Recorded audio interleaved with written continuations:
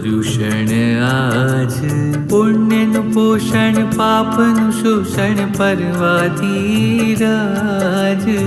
પુણ્યનું પોષણ પાપનું શોષણ પરવાધીરાજ આવો પધારો પધારો પરવાધીરાજ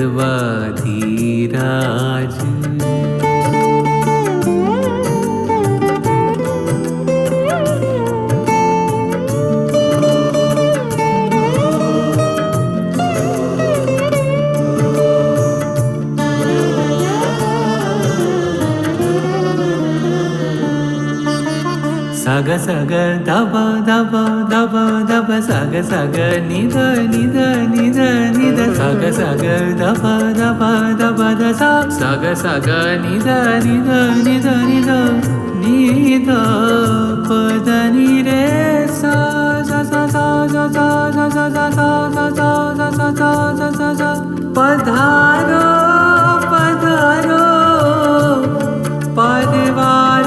પરવાધીરાજ પધારો પુણ્યનું પોષણ પાપનું શોષણ પુણ્યનું પોષણ પાપનું શોષણ પધારો પધારો રે પર્વ પર્યુષણ આયો પુણ્યનું પોષણ પાપનું શોષણ પુણ્યનું પોષણ પાપનું શોષણ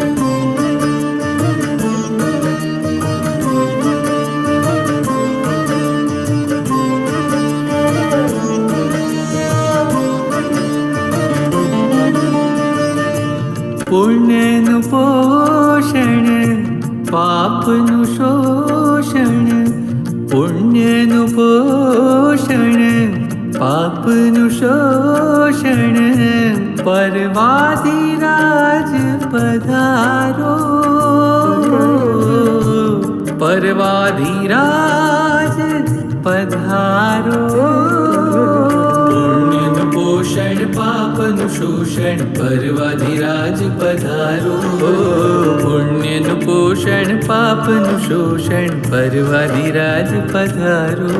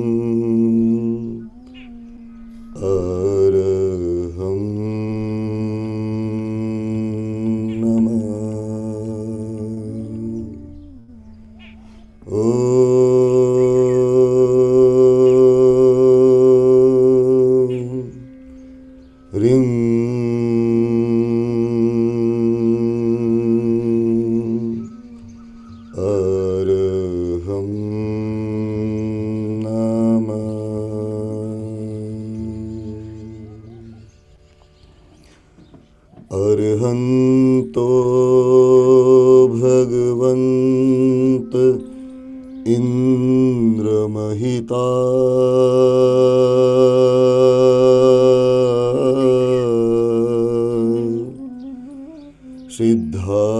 सिद्धाश्च सिद्धिस्थिता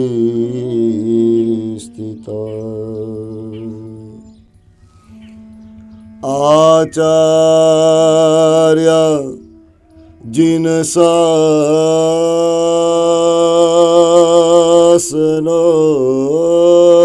नति करा पूज्या ધ્યાયકા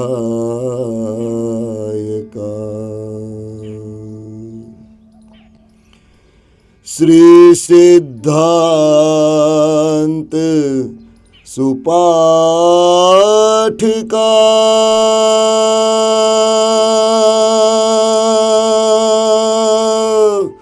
મુનિવરા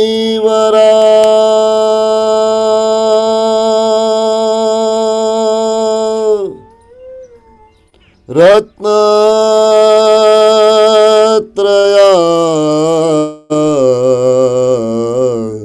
રાધકા પંચૈતે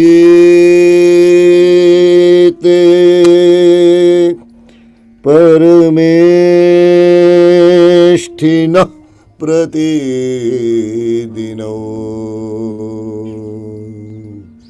कुर्वन्तु वो मङ्गलम्।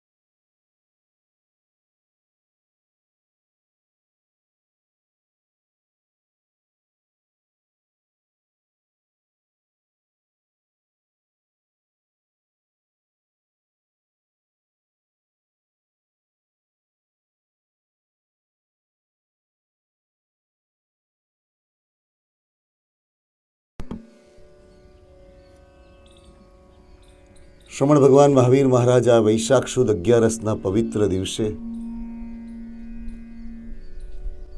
આપણા જેવા આ સંસારના અનંત જીવોના કાયમી સુખના ઉપાય સ્વરૂપે આ શાસનરૂપી ધર્મની સ્થાપના, તીર્થની સ્થાપના કરી. તમે જો એક દ્રશ્ય અત્યારે એ જોયું હોય, અહીં દીવો પણ હતો, અહીં માચીસ પણ હતી. 2 કે 3 વખત મેં પ્રયત્ન કર્યો, દીવો ન પ્રગટ્યો, કારણ કે પવનનું જોર વધારે હતું. હવે મારી પાસે 2 વિકલ્પ હતા કે ભાઈ પવન છે, હવે દીવો ન હોય, ન ટકી શકે, એમ કરીને હું દીવા પ્રત્યે ઉપેક્ષિત પણ થઈ શકું. અને મારી પાસે બીજો રસ્તો હતો, પવન મારા હાથમાં નથી, પણ દીવાનું સ્થાન મારી નજીક લઈ પવનને અટકાવવો મારા હાથમાં નથી, પણ પવન એને ક્યાંય નડે નહીં એ રીતે પણ દીવો તો મારે અચૂક પ્રગટાવવો છે. તો દીવો મેં થોડો નજીક લીધો, એની એ જ માચીસ, એનું એ જ પવનનું વાતાવરણ, પણ દીવો પ્રગટ્યો. આ પર્યુષણ પર્વ એ આ પ્રક્રિયા માટેનું પર્વ છે. જો જ્ઞાનનું મૂલ્ય સમજાય, જો જીવનનું મૂલ્ય સમજાય, જીવનનો હેતુ સમજાય, આપણને એટલી ખબર પડી ગઈ છે કે શરીર સારું હશે તો બધું સારું, પૈસા હશે તો જીવન જીવાશે. એ જે સંસાર સંબંધી આપણી સમજણ છે, એનાથી એક ડગલું આગળ ચડીને જે દિવસે સમજણ આવશે કે પ્રભુના વચનનું અજવાળું હશે તો જીવન જીવાશે. હવે આપણી પાસે બે વિકલ્પ છે. અમે તો એવી જગ્યાએ છે કે અમને તો એવું કંઈ મળતું નથી. અમારી આજુબાજુ તો પવન એવો છે કે અમારો દીવો પ્રગટી શકે એવી સંભાવના નથી. તો એનો મતલબ ઊંડે ઊંડે હજી દીવાની આવશ્યકતા જ નથી. પણ દીવો પ્રગટવો જોઈએ, કારણ કે જે કંઈ પણ દુઃખ છે, આપણી અણસમજ આપણને એમ કે મારી તકલીફો છે માટે હું દુઃખી છું. જ્ઞાનીઓ એક બહુ સુંદર કહે છે, મારું અજ્ઞાન છે માટે હું દુઃખી છું. મારું અજ્ઞાન છે માટે હું દુઃખી છું. જે દિવસે અંદરથી જ્ઞાનની મારી જ્યોત પ્રગટશે. હવે એક વસ્તુ તમને કહું, ઇન્ટરનેટ ઉપર જઈએ કે ગૂગલ ઉપર જઈએ અને જે કંઈ પણ ભેગું કરીએ એને ઇન્ફોર્મેશન કહેવાય, માહિતી કહેવાય, જ્ઞાન ન કહેવાય.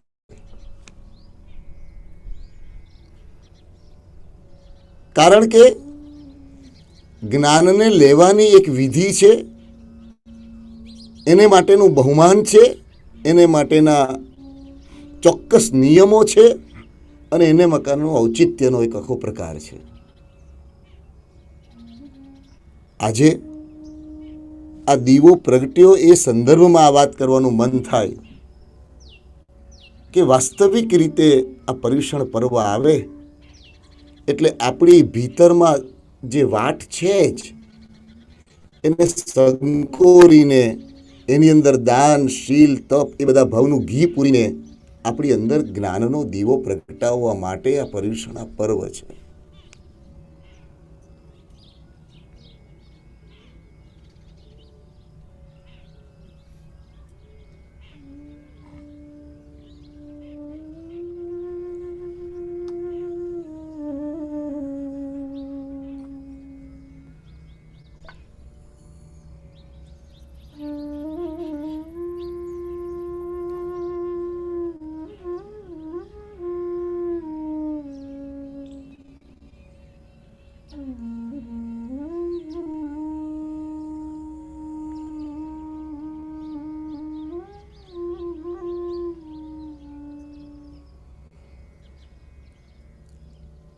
વિસનજીભાઈ નાગડા કરીને ભાઈનું એક ગીત યાદ આવે.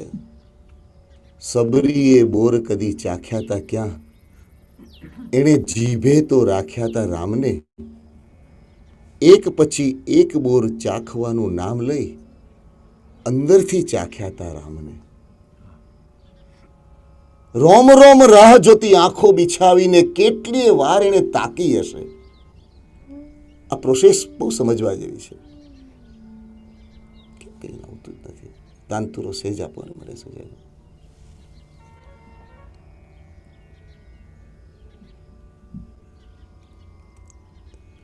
સબરી એ રામની પ્રતીક્ષા માટે કેટલી રાત જાગી હશે. પર્યુષણા પર્વ આવ્યા, આપણે તૈયારી કરી હશે. આપણે સારી તૈયારી કરી હશે, એ પણ સરસ છે, ખોટી નથી. પણ ત્યાં અટકી ગયા, સંતોષ માની લીધો. મારું કટાશણું આવ્યું કે નહીં, ઘરમાં વ્યવસ્થા થઈ ગઈ કે નહીં, પેલું બધું ગોઠવાઈ ગયું કે નહીં. પણ એ બધી જ તૈયારી કરતા ભીતરની એક તૈયારી કે આ પર્યુષણ પર્વ આવે છે, આ પર્યુષણ પર્વ આવે છે, અને એ પર્યુષણ પર્વ દ્વારા મારે અંદરથી મારા ભગવાનના વચનના અજવાળાથી મારે મારી જાતને પ્રકાશિત કરવી છે. કેમ કરવી છે? તો કે જાતને પ્રકાશિત એટલા માટે કરવી છે કે મને મારી જાત પણ ઓળખાય અને જાતને ઓળખાવનારા જગતપતિ પણ ઓળખાય. આપણું ને આપણું ઘર હોય, આપણી ને આપણી રૂમ હોય, પણ એ રૂમની અંદર પ્રકાશ ન હોય એટલે કે લાઇટ ન હોય તો હાજર રહેલું બધું પણ આપણા માટે અજાણ્યું થઈ જાય.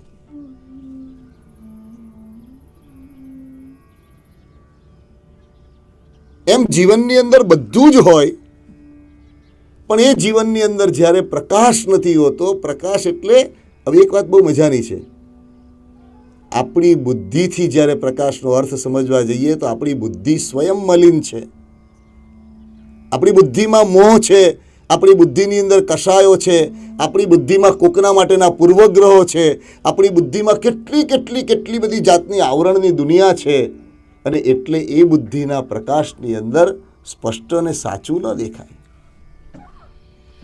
તો કોની બુદ્ધિથી જોઈએ? તો કે જેની નિર્મળ બુદ્ધિ થઈ છે એવા જ્ઞાની પુરુષોના વચનોના અજવાળે આપણે આપણી જાતને જોવાની છે. ક્યાં છીએ આપણે? શું છે આપણે? કોણ છીએ આપણે? આપણું સ્વરૂપ શું છે? આપણો હેતુ શું છે અસ્તિત્વનો? આપણું જીવનનો એક્ઝિસ્ટન્સનો પર્પસ શું છે? આપણે શાના માટે આવ્યા છે? આપણે શું કરી રહ્યા છે?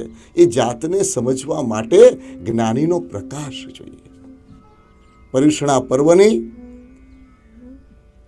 જગતગુરુ હીરસુરી મહારાજ સુધીની પરંપરા પછી અનેક અત્યારે જે પર્યુષણ પર્વ ઉજવાય છે એની મોટાભાગની પરંપરાનો પ્રારંભ એ જગતગુરુ હીરસુરી મહારાજના સમયમાં શ્રી સંઘમાં થયો.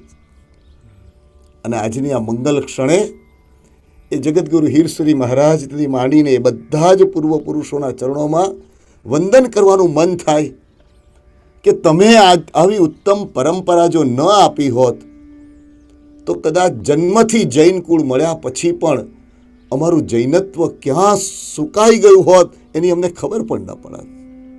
આ તો જન્મથી જૈન કુળ છે એવો શ્રી સંઘ મળ્યો છે, અને એ શ્રી સંઘના માધ્યમથી પર્યુષણા પર્વનું આખું આયોજન થાય. ઈચ્છા, ખ્યાલ, સમજણ હોય કે ન હોય, પણ બધા ચાલો પર્યુષણ આવ્યા. ઘરમાં નાનું બાળક હોય એને મન થાય આજે હું ઉપવાસ કરીશ, આજે હું એકાશનું કરીશ, અને ખબર પણ નથી એકાશનું એટલે શું કહેવાય, ખબર પણ નથી ઉપવાસ કેમ કરવાનો, પણ એને મનમાં ઉમંગ આવે અને જૈનત્વ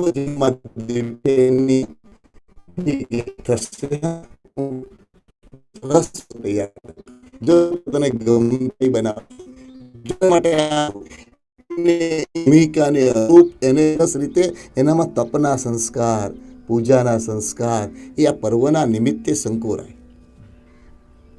અને એટલે જ્ઞાનીઓએ એટલી સુંદર વ્યવસ્થા આપી, એટલી સુંદર વ્યવસ્થા કે આ 8 દિવસનો એક કોર્સ એવો આપ્યો કે જ્ઞાનીની પાસે બેસીને પહેલા 3 દિવસની અંદર એક પ્રકારનો વોર્મઅપ, એની ટ્રેનિંગ થાય, એક્સરસાઇઝ થાય ગેમ રમતા પહેલાંની. એવા માટેના પહેલા દિવસે કેટલા કર્તવ્યની વાત કરી? 5 કર્તવ્યની વાત કરી. 3 શબ્દ યાદ રાખવા જેવા છે: શ્રવણ ક્રિયા,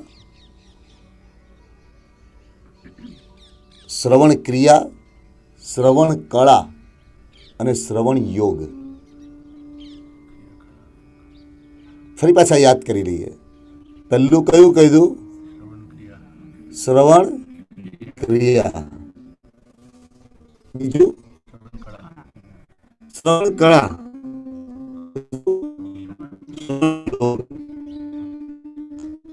માત્ર ગમે તે રીતે, ગમે તે જગ્યા પર, ગમે તેવા ભાવમાં આજુબાજુ બધું જે કઈ છે કાનમાં પેલા સરસ મજાના ઇયરફોન મૂકી અને સાંભળ્યા કરવું એટલે શ્રવણ ક્રિયા કહેવાય. એટલે કાનમાં કશું પડે ખરું પણ અંદર અડે નહીં, કારણ કે એ કેવળ કાયાના સ્તર પર. પછી શ્રવણ કળા. કળા એટલે શું? જેમની પાસે જ્ઞાન લેવું છે એના પ્રત્યે હૃદયમાં બહુમાન ધારણ કર્યું હોય, એમના આવ્યા પહેલા આવી ગયા હોઈએ, એમના પ્રત્યેના વિનય અને બહુમાનથી આ પ્રભુની વાણી અમારા સુધી પહોંચી રહી છે. એ ભગવાન પ્રત્યેના સ્પંદિત થતા થતા થતા આંખ ભીની થાય, અંદર રોમાંચ થાય. કેવો સુંદર દિવસ ઉગ્યો, કેવી સુંદર આ સાંજ ઢળી, કેવું સુંદર આજે અવસર મળ્યો. પ્રભુની વાણી સાંભળવા મળશે, મારા પ્રભુની વાણી સાંભળવા મળશે. કેવું સુંદર. અને પછી જે વખતે આ કળા લાઠી પર બેસીએ છીએ એ અપવાદ છે. સુખાની મુદ્રા છે. જ્ઞાન લેવાની મુદ્રા એ વિનયની મુદ્રા છે, જેમાં પ્રમાદ ન આવી શકે એવું શરીરનું અંદર મહારાજાની બેસવાની મુદ્રાનું વર્ણન આવે છે. 4 જ્ઞાનના ધણી 50,000 શિષ્યોના ગુરુ એ પગે જ્યારે પોતાના ગુરુની પાસે બેઠા હોય ત્યારે એની મુદ્રા છે. આ ડાબો પગ છે ને, એ ડાબો પગ આમ વાળેલો હોય. આનાથી ફિઝિકલી આપણે ડાબો પગ કરો, ક્યારેક એમ કે જમણો પગ કરો, ક્યારેક પાછળ એક્સરસાઇઝ નો હેતુ નથી. એક્સરસાઇઝ તો એની બાય પ્રોડક્ટ છે. ઉત્તમ રીતે પ્રતિક્રમણ કરીએ વિધિપૂર્વક, એક્સરસાઇઝ કેટલી સુંદર થાય, અહીં બાય પ્રોડક્ટ છે.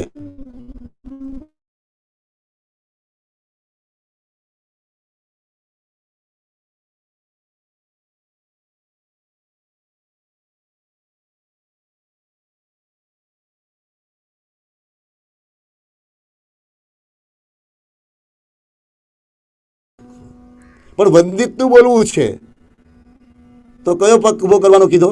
જમણો પગ. કેમ કે જમણો પગ જે છે એની જે વેઇન સિસ્ટમ, જે આખી નર્વ સિસ્ટમ છે, એ જ્યારે પગની નીચે જ્યારે આવે દબાય અને એ જે ભાગના કારણે જે શરીરમાં ફેરફાર આવે એનાથી પુરુષાર્થ કરવાનું બળ આપે.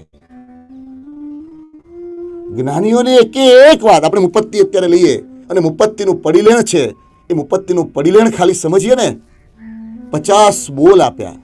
અને 50 બોલ એટલે મુપત્તિનું પડીલેણ તો એક પ્રતીક છે, પણ એ મુપત્તિના પડીલેણના માધ્યમથી મારે પડીલહેણ એટલે લહેણ એટલે સરસ શબ્દ છે, નથી ખ્યાલ ને?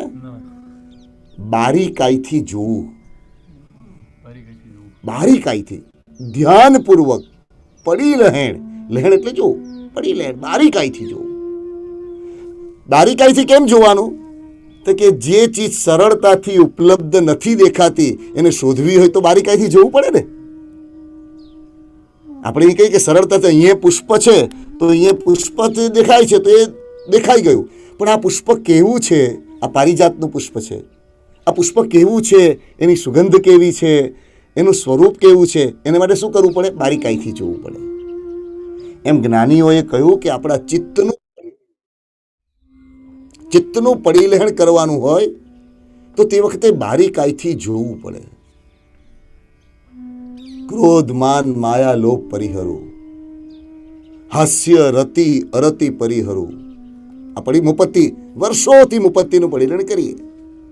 હાસ્ય રતિ અરતિ પરિહરો. એક ગમતી જગ્યા મળે અને અંદરથી આમ ગલગલિયા થવા માંડે. એક ન ગમતી જગ્યા મળે અને મનમાં બેચેની થયા કરે.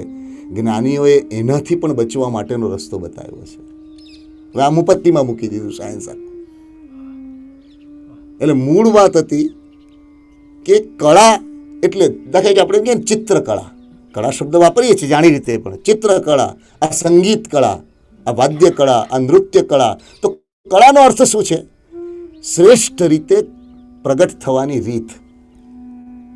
કળા એટલે શ્રેષ્ઠ રીતે. એટલે દાખલા તરીકે મને પણ આ વાંસળી આપવામાં આવી હોય, મને પણ આ શહેનાઈ આપવામાં આવી હોય, પણ મારી પાસે એ કળા ન હોય તો હું એનામાં વધુમાં વધુ એકાદ ફૂંક મારું અને એકાદ બે સ્વર આમાં ઊંચા નીચા થાય, પણ જે માધુર્ય પ્રગટ થવું જોઈએ એ માધુર્ય પ્રગટ મારાથી ન થઈ શકે.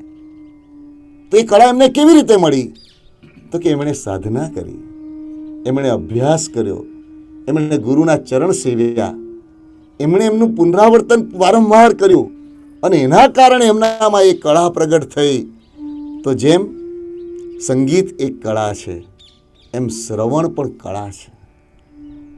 પ્રવચન કેવી રીતે સાંભળવું, કયા સ્વરૂપે સાંભળવું, એટલે પહેલું શું આવ્યું? શ્રવણ ક્રિયા. શ્રવણ ક્રિયાનો મતલબ એક જ છે કે જેમાં શરીર ગમે તે સ્થિતિમાં હોય, મન ગમે તે સ્થિતિમાં હોય, ખાલી કાન ઉપર શબ્દો અથડાય અને પાછા જાય, એને શ્રવણ ક્રિયા.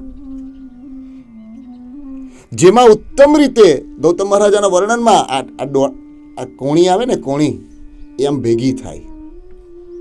તમે અડધી મિનિટ ટ્રાય કરો, ખ્યાલ આવશે સ્ફૂર્તિ શરીરમાં કેવી આવી જાય છે. આ કોણી આમ ભેગી થાય. વર્ણન લખ્યું છે, કમળની દાંડી જેવો હાથ વળે. કમળની દાંડી જેવો એટલે કમળની દાંડી કેવી? આમ સહેજ ટર્ન થયેલી હોય, સહેજ ટર્ન. એટલે આમ હાથ આમ હોય, મસ્તક આમ ઝુકાયેલું હોય, આ આખી મુદ્રા. અને આમ જાણે આહા ચાતક નજરે પ્રભુ તમે શું કહી રહ્યા છો, પ્રભુ તમે શું કહી રહ્યા છો, આમ વિનયની મુદ્રામાં આમાં ખબેસાય. આ શ્રવણ કળામાં ફિઝિકલ આ વાત આવે, ઉત્તમ ભાવોથી વાત આવે, બહુમાનપૂર્વક સાંભળવાની વાત આવે, અને એ રીતે સંભળાય એને શ્રવણ કળા કહેવાય. પણ જ્ઞાનીઓએ ત્રીજો રસ્તો કીધો. શ્રવણ ક્રિયાનું તો મૂલ્ય નથી જ લાંબુ, એ આપણે સમજી શકીએ, પણ શ્રવણ કળાને પણ જ્ઞાનીઓએ પૂર્ણ ન કીધી, એને પણ વચ્ચે મૂકી, માધ્યમ મૂક્યું. અને પછી ત્રીજો મંગલમય શબ્દ આપ્યો, શ્રવણ યોગ. યોગ એટલે શું? યોગ એટલે યુજ્યતે, જોડવું. એટલે જ્ઞાનીના વચનને પોતાના જીવન સાથે જોડવા. જ્ઞાનીઓએ જે વાત કરી એને પોતાના મનની અંદર, પોતાના એની અંદર જોડવા, એને શ્રવણ યોગ શબ્દ આપ્યો.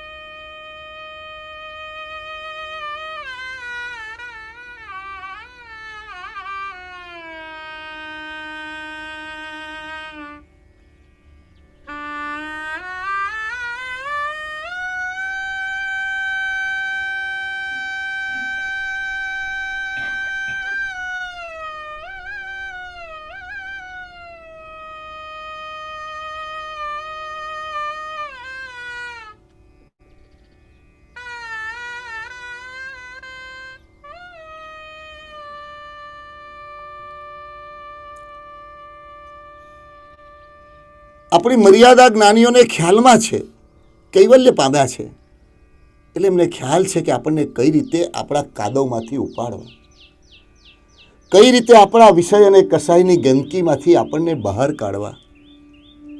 અને એટલે એમણે આપણા જેવાના જીવોને ઉદ્દેશીને એક આખું માળખું આપ્યું, એક બંધારણ આપ્યું કે આપણે જો આ પ્રમાણે પ્રામાણિકપણે બહુમાનથી ખાલી યત્ન પણ કરીશું ને તો અચૂક કલ્યાણ થશે. તો કે શું કરવાનું? તો કે પહેલા દિવસે બહુમાનપૂર્વક શ્રવણ ક્રિયામાંથી નીકળી અને શ્રવણ કળામાં જવાનું, અને શ્રવણ કળા દ્વારા પહેલે દિવસના 5 કર્તવ્ય જે સાંભળ્યા એ 5 કર્તવ્યને પોતાના 8 દિવસમાં પ્રેક્ટિકલી યોગ કરવાના. આ દિવસોમાં હું ઓછામાં ઓછા દ્રવ્યથી ભોજન કરીશ, ઓછામાં ઓછું પરિભ્રમણ કરીશ, ઓછામાં ઓછી ઇલેક્ટ્રિસિટી વગેરેનો ઉપયોગ કરીશ, અને એના દ્વારા હું અમારી પ્રવર્તનનો મારો અભ્યાસ મજબૂત કરીશ. આ વાત આવે.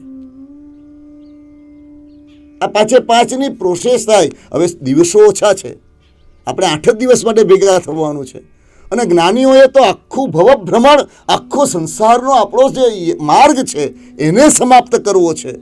એટલે તરત જ બીજો દિવસ આવ્યો એટલે આપણી પર ભરોસો મૂક્યો કે પહેલા દિવસવાળી વાત આપણે કેરી ફોરવર્ડ મેન્ટેન કરીશું, એ ભરોસો મૂક્યો અને તરત બીજો દિવસ આપ્યો કે વાર્ષિક 11 કર્તવ્ય મૂક્યા. અને એ વાર્ષિક 11 કર્તવ્ય મૂક્યા એની પાછળ એ મૂક્યું કે અંદરથી તાજા રહેવું હોય અને શ્રી સંઘ લીલોછમ રહે એના માટેની આ વ્યવસ્થા મૂકી. યાદ આવે છે ગઈકાલના આપણે લીધા હતા તે કયા? સંઘ પૂજા, મહાપૂજા, સ્નાત્ર પૂજા, જય હો જય હો,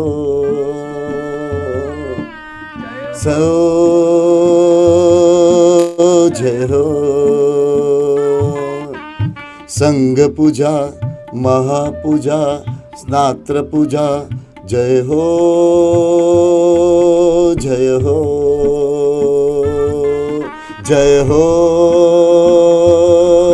જય હો. આ જય શબ્દ બોલીએ ને એનો પણ અર્થ છે ખબર છે? આ શબ્દ મંગલ છે. જેમ છોકરો પરીક્ષા આપવા માટે જાય ત્યારે આપણા વડીલો એવું કહેતા, બેટા દહીં ખાઈને જા, કંકુનો તિલક કરે, અક્ષત અહીં લગાડે. આ બધા દ્રવ્ય મંગલ છે. હૃદયમાં કશાયો હોય જ નહીં એ ભાવ મંગલ છે. તો શબ્દ મંગલ છે, નાદ મંગલ છે. દાખલા તરીકે ઘંટનાદ આવ્યો, શંખ વગેરે વાગે તો એને ધ્વનિ મંગલ કહ્યું. મંગલ એટલે શું? ચાલો મંગલ શબ્દની વાત નીકળી તો મંગલ એટલે શું? મામ ગાલ્યતિ ઇતિ મંગલમ. મને ગાળી નાખે એ મંગલ છે. તો કે મને ગાળી નાખે એટલે શું? તો કે મારામાં રહેલા અહંકાર આદિ દોષોને જે ગાળી નાખે એ મંગલ છે. મંગલ શબ્દનો અર્થ એટલે મંગલ એટલે કેમ? તો કે દોષ એ સ્વયંમાં મંગળ છે. દોષ સ્વયંમાં મંગળ છે. એટલે જોજો ઘણા બધા ચીજો એવી છે કે જે શ્રાવકોને આપવામાં આવી તે સાધુ ભગવંતોને ના પાડી કે એમની આવશ્યકતા જ નથી, કારણ કે આપણા કરતાં ઘણી જુદી ભૂમિકા એ જ્ઞાનીઓએ એમને મૂકી દીધા છે. તો દ્રવ્ય મંગલ છે એવી રીતે શબ્દ મંગલ છે. જય હો જય હો જય હો એનો બીજો પણ અર્થ છે. યુદ્ધ હોય, બે પક્ષ હોય, એમાં એક પક્ષ પરાજિત થાય એટલે બીજા પક્ષ માટે કયો શબ્દ વપરાય? જય હો જય હો જય હો જય હો. એટલે જ્યારે જય હો શબ્દ બોલીએ છે તે વખતે કહીએ છીએ કે બીજો પક્ષ પરાજિત થયો છે. તો અહીં બીજો પક્ષ કોણ? તો કે મારું અજ્ઞાન આજે પરાજિત થાય છે, મારો મોહ આજે પરાજિત થાય છે, મારી માયા પરાજિત થાય છે, મારી તુચ્છતા પરાજિત થાય છે, મારા દોષો પરાજિત થાય છે અને ભગવાનની વાણી જય પામે છે. એ એનો નાદ છે.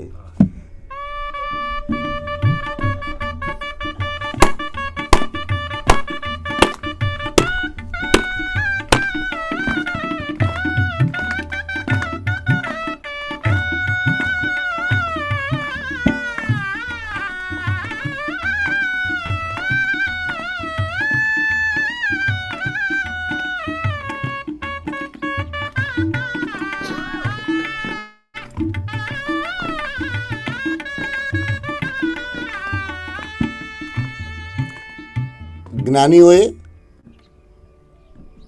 પહેલા દિવસમાં, બીજા દિવસમાં એક આખી સ્ટેપ પ્રોસેસ બતાવી છે. અત્યારે ધ્યાન, કાયોસર્ગ, આત્મા એની વાત અહીં ન લાવ્યા, આજે ન લાવ્યા. કારણ શું છે? આપણી કક્ષા જોઈ, આપણે ક્યાં બેઠા છે, આપણી ભૂમિકા કઈ છે, અને એ ભૂમિકાથી ઉપર લઈ જવા માટે દાખલા તરીકે આપણને બધા જ ગુણો એક સાથે જ્ઞાનીઓ સમજાવવાનું ન કર્યું, પણ આપણને બધા ગુણોનો રત્નાકર એવો જે શ્રી સંઘ છે એની પૂજા કરવાનું આલંબન આપી દીધું. એનાથી શું થાય? એમ કરતાં કરતાં જેની પૂજા કરીએ એનામાં રહેલા ગુણો આપણામાં અવતરિત થવાની શરૂઆત થઈ જાય. એટલે સંઘ પૂજા શબ્દ વાપર્યો. બીજો શબ્દ આપણે ગઈકાલે થોડો જોયો મહાપૂજાનો. ત્રીજો સ્નાત્ર પૂજાનો. ચોથો શ્રુત ભક્તિ. શ્રુતનું લેખન. શ્રુત સરસ રીતે આપણા ઘરની અંદર સોનાના અને હીરાના દાગીના હશે દુનિયાભરની સારી બ્રાન્ડના કપડાં હશે, પણ આપણા ઘરમાં સોનાના અક્ષરે લખેલા પ્રભુના વચનોનું ધન છે ખરું? કે જે ધનને રોજ ઘરના ભેગા થઈ અને જેવો સવારે આમ વોર્ડરોબ ખોલીએ, આપણે લોકોએ મોટે ભાગે ડૉક્ટર આઈ કે વીજળીવાલાની એક નાનકડી રૂપક કથા યાદ આવી જાય છે. એક વ્યક્તિ છે, બહુ સુંદર પુસ્તક છે, સાયલન્સ પ્લીઝ કેવું કંઈ નામ છે લગભગ. એક વ્યક્તિ છે, એને ભગવાનને વાત કરી. એક રૂપક કથા એટલે એક કલ્પનાથી બનાવેલું, પણ એની પાછળ તત્વ સાચું. એમ કે ભગવાનને કીધું કે ભગવાન, મેં એવું સાંભળ્યું છે કે તમે સુરક્ષા બધાની કરો છો, તો હું તમને મારા ઘરે લઈ જાઉં તો તમે મારી સુરક્ષા કરશો ને? એટલે ભગવાને હસતા હસતા સ્માઇલ આપીને કહ્યું, મારું તો કાર્ય જ છે ને સુરક્ષા કરવાનું, તું લઈ તો જા. પેલો લાવ્યો, એણે જોયું, પોતાના ઘરની અંદર એક રૂમ બનાવી, એ રૂમની અંદર ભગવાનને મૂક્યા અને પછી બેઠો. હવે રાત્રે જોયું તો એટલો બધો ઘોંઘાટ, એટલા બધા અવાજો, એટલે બારી ખોલી તો ચારે બાજુ એટલા બધા આમ ધાડપાડુઓના તોડા હોય ને, જુદા જુદા શસ્ત્રો લઈને, હથિયારો લઈને. પેલો ગભરાઈ ગયો. એને થયું કે આ શું થયું? હજુ તો ભગવાન ઘરે લાવ્યો છું ને આ બધું શું આવ્યું? ધુઆ ફુવા થાય, થોડીક વાર થઈ, બધું શાંત થઈ ગયું. પછી ભગવાનના રૂમમાં ગયો અને ભગવાનને કહે છે, તમે બી ખરા છો, કહેલું પાડતા નથી. તમે મને કીધેલું કે હું તારી રક્ષા કરીશ. ત્યારે ભગવાને એક બહુ સુંદર વાત કરી, આવ બેસ મારી પાસે. તે શું કર્યું મારું? આ આખા બંગલામાં એક નાનકડી રૂમમાં તે મને બંધ કરી દીધું. બાકી આખા તારા ઘરમાં તો મારું સ્થાન છે જ નહીં. તો તું જો, આ જે કંઈ તુફાન આવ્યું આ રૂમમાં આવ્યું ખરું? જ્યાં હું છું ત્યાં તું સુરક્ષિત છે. જ્યાં તું મને રાખ્યો જ નથી ત્યાં તું સુરક્ષાનો ભાવ કેવી રીતે રાખી શકે છે? આપણે તો શું કરીએ, પૂજા રૂમ બનાવી દીધી. એ પૂજા રૂમની અંદર it's a spiritual store room. જેટલી પત્રિકા આવે, જેટલા પુસ્તકો આવે, જે કંઈ વધારાનું હોય, જેનો આપણને ખપ નથી પણ આપણે જૈન છીએ તરીકે ઓળખાય એવી જે કંઈ પણ સામગ્રી આવે એ બધી રૂમમાં ભર્યા કરવાની, કારણ કે પૂજા રૂમ છે. પ્રામાણિક કરીએ, લગભગ આવી સ્થિતિ કરી. આપણા ઘરમાં સોનાના અક્ષરે લખેલા, આપણને શ્રાવકોને વાંચી શકાય ઉપદેશમાળા વગેરે. ઘણા મને એક વચ્ચે પ્રશ્ન કર્યો, આપણે શ્રાવકોને આગમ કેમ ન વંચાય? ત્યારે આચાર્ય ભગવંતને પૂછેલો એનો જવાબ એમણે એટલો સરસ આપેલો કે તને જેટલી વાંચવાની રજા આપી છે એટલું તો પહેલા વાંચ. ઉપદેશમાળા આદિ કેટલા બધા ગ્રંથો છે કે જે તારા માટે રચ્યા છે, શ્રાવકો માટે. એ તો પહેલા વાંચ, એમાંથી તો પસાર થા, એને તો ડાયજેસ્ટ કર. પછી હોજરી મજબૂત હશે, પછી વિચારશું શું કરશું. જે મળ્યું છે એને સાચવવાની ક્ષમતા નથી, અને જે નથી મળ્યું એની ચર્ચા કરી, થૂક ઉડાડી અને જીવનના વર્ષો આપણે બગાડવાની ચેષ્ટા કરીએ. સોનાના અક્ષરે શ્રુત લખવા દ્વારા, ભણવા દ્વારા, ભણાવવા દ્વારા, ભણતાને સહાય કરવા દ્વારા શ્રુતની ભક્તિનો આપણે ત્યાં એટલું બધું મૂલ્ય છે. શ્રીસંઘ કેવો ગુણિયલ છે એની એક સ્મરણ યાદ આવે. સુરતની અંદર રાંદેર ગામ છે, હવે તો સુરતમાં જ ભેગું થઈ ગયું. એના એક શ્રાવક હતા, એમનું નામ હતું નેમિદાસ. જ્ઞાન વિમલ સુરી મહારાજ જ્યારે હતા તે સમયની વાત છે. રાંદેરના એ શ્રાવક નેમિદાસે એક ગ્રંથ રચ્યો જેનું નામ હતું મંત્રરાજ પરમેષ્ઠી ધ્યાનમાળા. શ્રાવકે જુઓ જીન શાસનની વિશેષતા શું છે, જીન શાસનની મૌલિકતા શું છે. એ રાંદેરના શ્રાવકે રચેલો ગ્રંથ એટલો બધો મૂલ્યવાન હતો. એ તો ભાઈ જે ઓળખી શકે એ ઓળખી શકે. આંખ હોવી અને નજર હોવી એ બેમાં ફરક છે. સામે રહેલી વસ્તુ કોક છે એવું દેખાય એ આંખ, પણ એ વસ્તુ શું છે એ ઓળખાય એ નજર. પર્યુષણ પર્વ આવ્યા, એ કેલેન્ડરમાં તારીખ, આ તારીખથી આ તારીખ, એ પર્યુષણ મહાપર્વ એ આંખ, પણ એ પર્યુષણ પર્વ દ્વારા ભીતરમાં શું સ્પંદનો પ્રગટી શકે એવી સમજ એ નજર. મોબાઈલમાં કોમ્પ્યુટરમાં ડેટ લખી દઈએ એ આંખ. જ્ઞાન વિમલ સુરી મહારાજ એ શ્રાવકની પાસે અર્થ ભણવા ગયા છે. જ્ઞાન વિમલ સુરી મહારાજ પોતે પ્રકાંડ વિદ્વાન, અને એટલે એમ કહ્યું છે ને, શ્રીમંતાઈને ઓળખવા માટે પોતે શ્રીમંત થવું પડે. પોતે ગરીબ અને લાચાર હોય એને શ્રીમંતાઈનું માપ કાઢતા પણ ના આવડે કે શ્રીમંતાઈ શું છે. જ્ઞાન વિમલ સુરી મહારાજ આ ઘટના એટલી મંગળમય છે કે શ્રુતની શું હૃદયમાં સ્થાપના હશે. જ્ઞાન વિમલ સુરી મહારાજે શ્રાવક પાસે અર્થ શીખ્યા કે આનો મને અર્થ સમજાવો, અને એની ઉપર એમણે પોતે ટીકા, તબો, વિવરણ એ એમણે ગ્રંથ રચ્યો અને એમ લખ્યું છેલ્લે જ્ઞાન વિમલ સુરી મહારાજનો ભંડારમાં અવેલેબલ છે કે હે પરમાત્મા, આ જીવનમાં મને એ શ્રાવકના પરિણામો જેવી કક્ષા પ્રાપ્ત થાય એવી હું તમારી પાસે પ્રાર્થના કરું છું. શ્રુત કેવું હૃદયમાં વસ્યું હશે.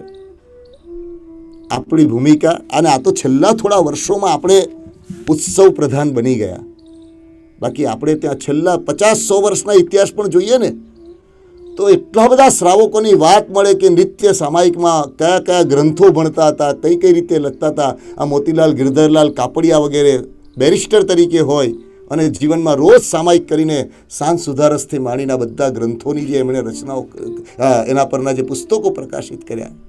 ભરૂચના અનુપચંદભાઈ, કેવી કેવી કક્ષા, એવા નજીકના વર્ણનો મળે કે શ્રાવકોની પાસે આવી રીતે શ્રાવકો બેઠા હોય ને રસપ્રસ સ્વાધ્યાયના વાર્તાલાપો ચાલતા હોય. એ તો છેલ્લા 50-100 વર્ષોમાં આપણે ભૂલવા માંડ્યા. કારણ કે જે દિવસે સમજાય કે વાસ્તવિક રીતે જ્ઞાન એ જ આધાર છે, જ્ઞાન એ જ આધાર છે. એટલે શ્રુત ભક્તિ, જ્ઞાનીઓ એમ કે છે વર્ષમાં વધુ ને વધુ સમય આપી દ્રવ્યથી, ભાવથી કોઈને કોઈ રીતે શ્રુતની ઉપાસના કરવી જોઈએ. પછી સાધર્મિક ભક્તિ, જેના વિશે સામાન્ય વાત આપણે પ્રેમથી કરી. આ કલ્પસૂત્રની પણ વાત કાકીજી કાલે નીકળી ને કે કલ્પસૂત્રની બોલી, કલ્પસૂત્રની પૂજા, એ બધું કેમ આવ્યું? તો કે ગુરુ ભગવંતો તો પોતાના જીવનમાં એટલા સ્થિર હોય એટલે પુસ્તક પણ એમનો પરિગ્રહ હતો એ સમય જાળો, પણ ઘરે ઘરે કલ્પસૂત્ર હતા. હવે કે સાહેબજી વાંચો, મારું કલ્પસૂત્ર લઈને વાંચો, મને લાભ મળે. હવે ઘણા બધા જણ હતા, ઘણા બધાના ઘરે કલ્પસૂત્ર હતા, એટલે શ્રી સંઘમાં વ્યવસ્થા થઈ કે ચાલો જે લાભ લે એનું કલ્પસૂત્ર. એટલે કલ્પસૂત્રને ઘરે લેવા જવાની પરંપરા હતી. હાથીની અંબાડી ઉપર એ કલ્પસૂત્રને આનંદપૂર્વક વાતે ગાતે ગુરુની પાસે લાવવું અને પછી ગુરુને અર્પણ કરીને કહેવું કે આ પર્વના દિવસો આવ્યા છે, આના માધ્યમથી અમારી ભીતરમાં અજવાળું થાય એવું કરો ને. એમ કરીને એમને કલ્પસૂત્ર આપવામાં આવતું. આપણે તો અત્યારે કલ્પસૂત્રની બોલી રાખી, પણ કલ્પસૂત્ર માંગીએ સાહેબજી પાસે કે સાહેબજી કલ્પસૂત્ર આપજો ને, આ ભાઈએ બોલી લીધી છે, એમના ઘરે પધરાવાનું છે. આખી વ્યવસ્થા સમજવા જેવી છે. શું થઈ ગઈ આપણી, શું હતું?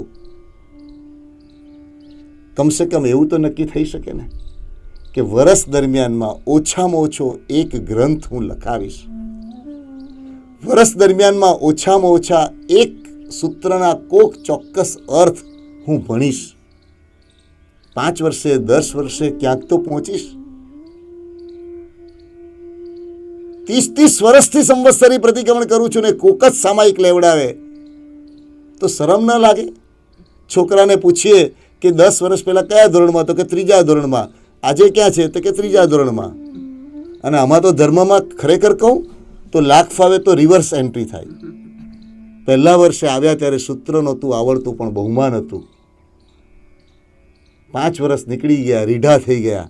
અમને તો આવડે છે, અમે તો વર્ષોથી કરીએ છીએ, એટલે ધોરણ તો નીચે જતું રહ્યું. સંઘ પૂજા, મહાપૂજા, સ્નાત્ર પૂજા, જય હો જય હો જય હો જય હો. श्रुत भक्ति साधर्मिक भक्ति, श्रुत भक्ति साधर्मिक भक्ति, श्रुत भक्ति साधर्मिक भक्ति हो.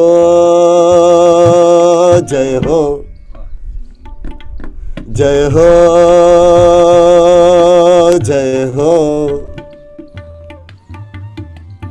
तपन तीर्थ, तपन तीर्थ, तपन तीर्थ, क्षय અને વૃદ્ધિ, ક્ષય અને વૃદ્ધિ, ક્ષય અને વૃદ્ધિ, ભાવના પ્રભાવના, ભાવના પ્રભાવના. જય હો,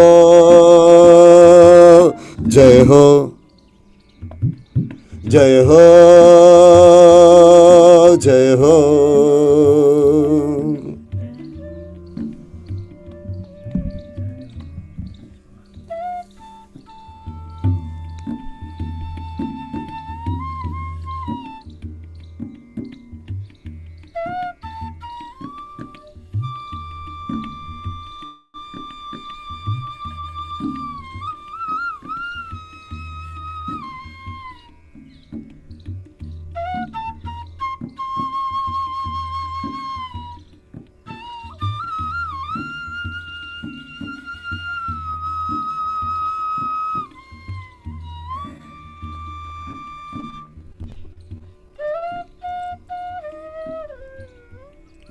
ઘરમાં તિજોરી છે, સેફ.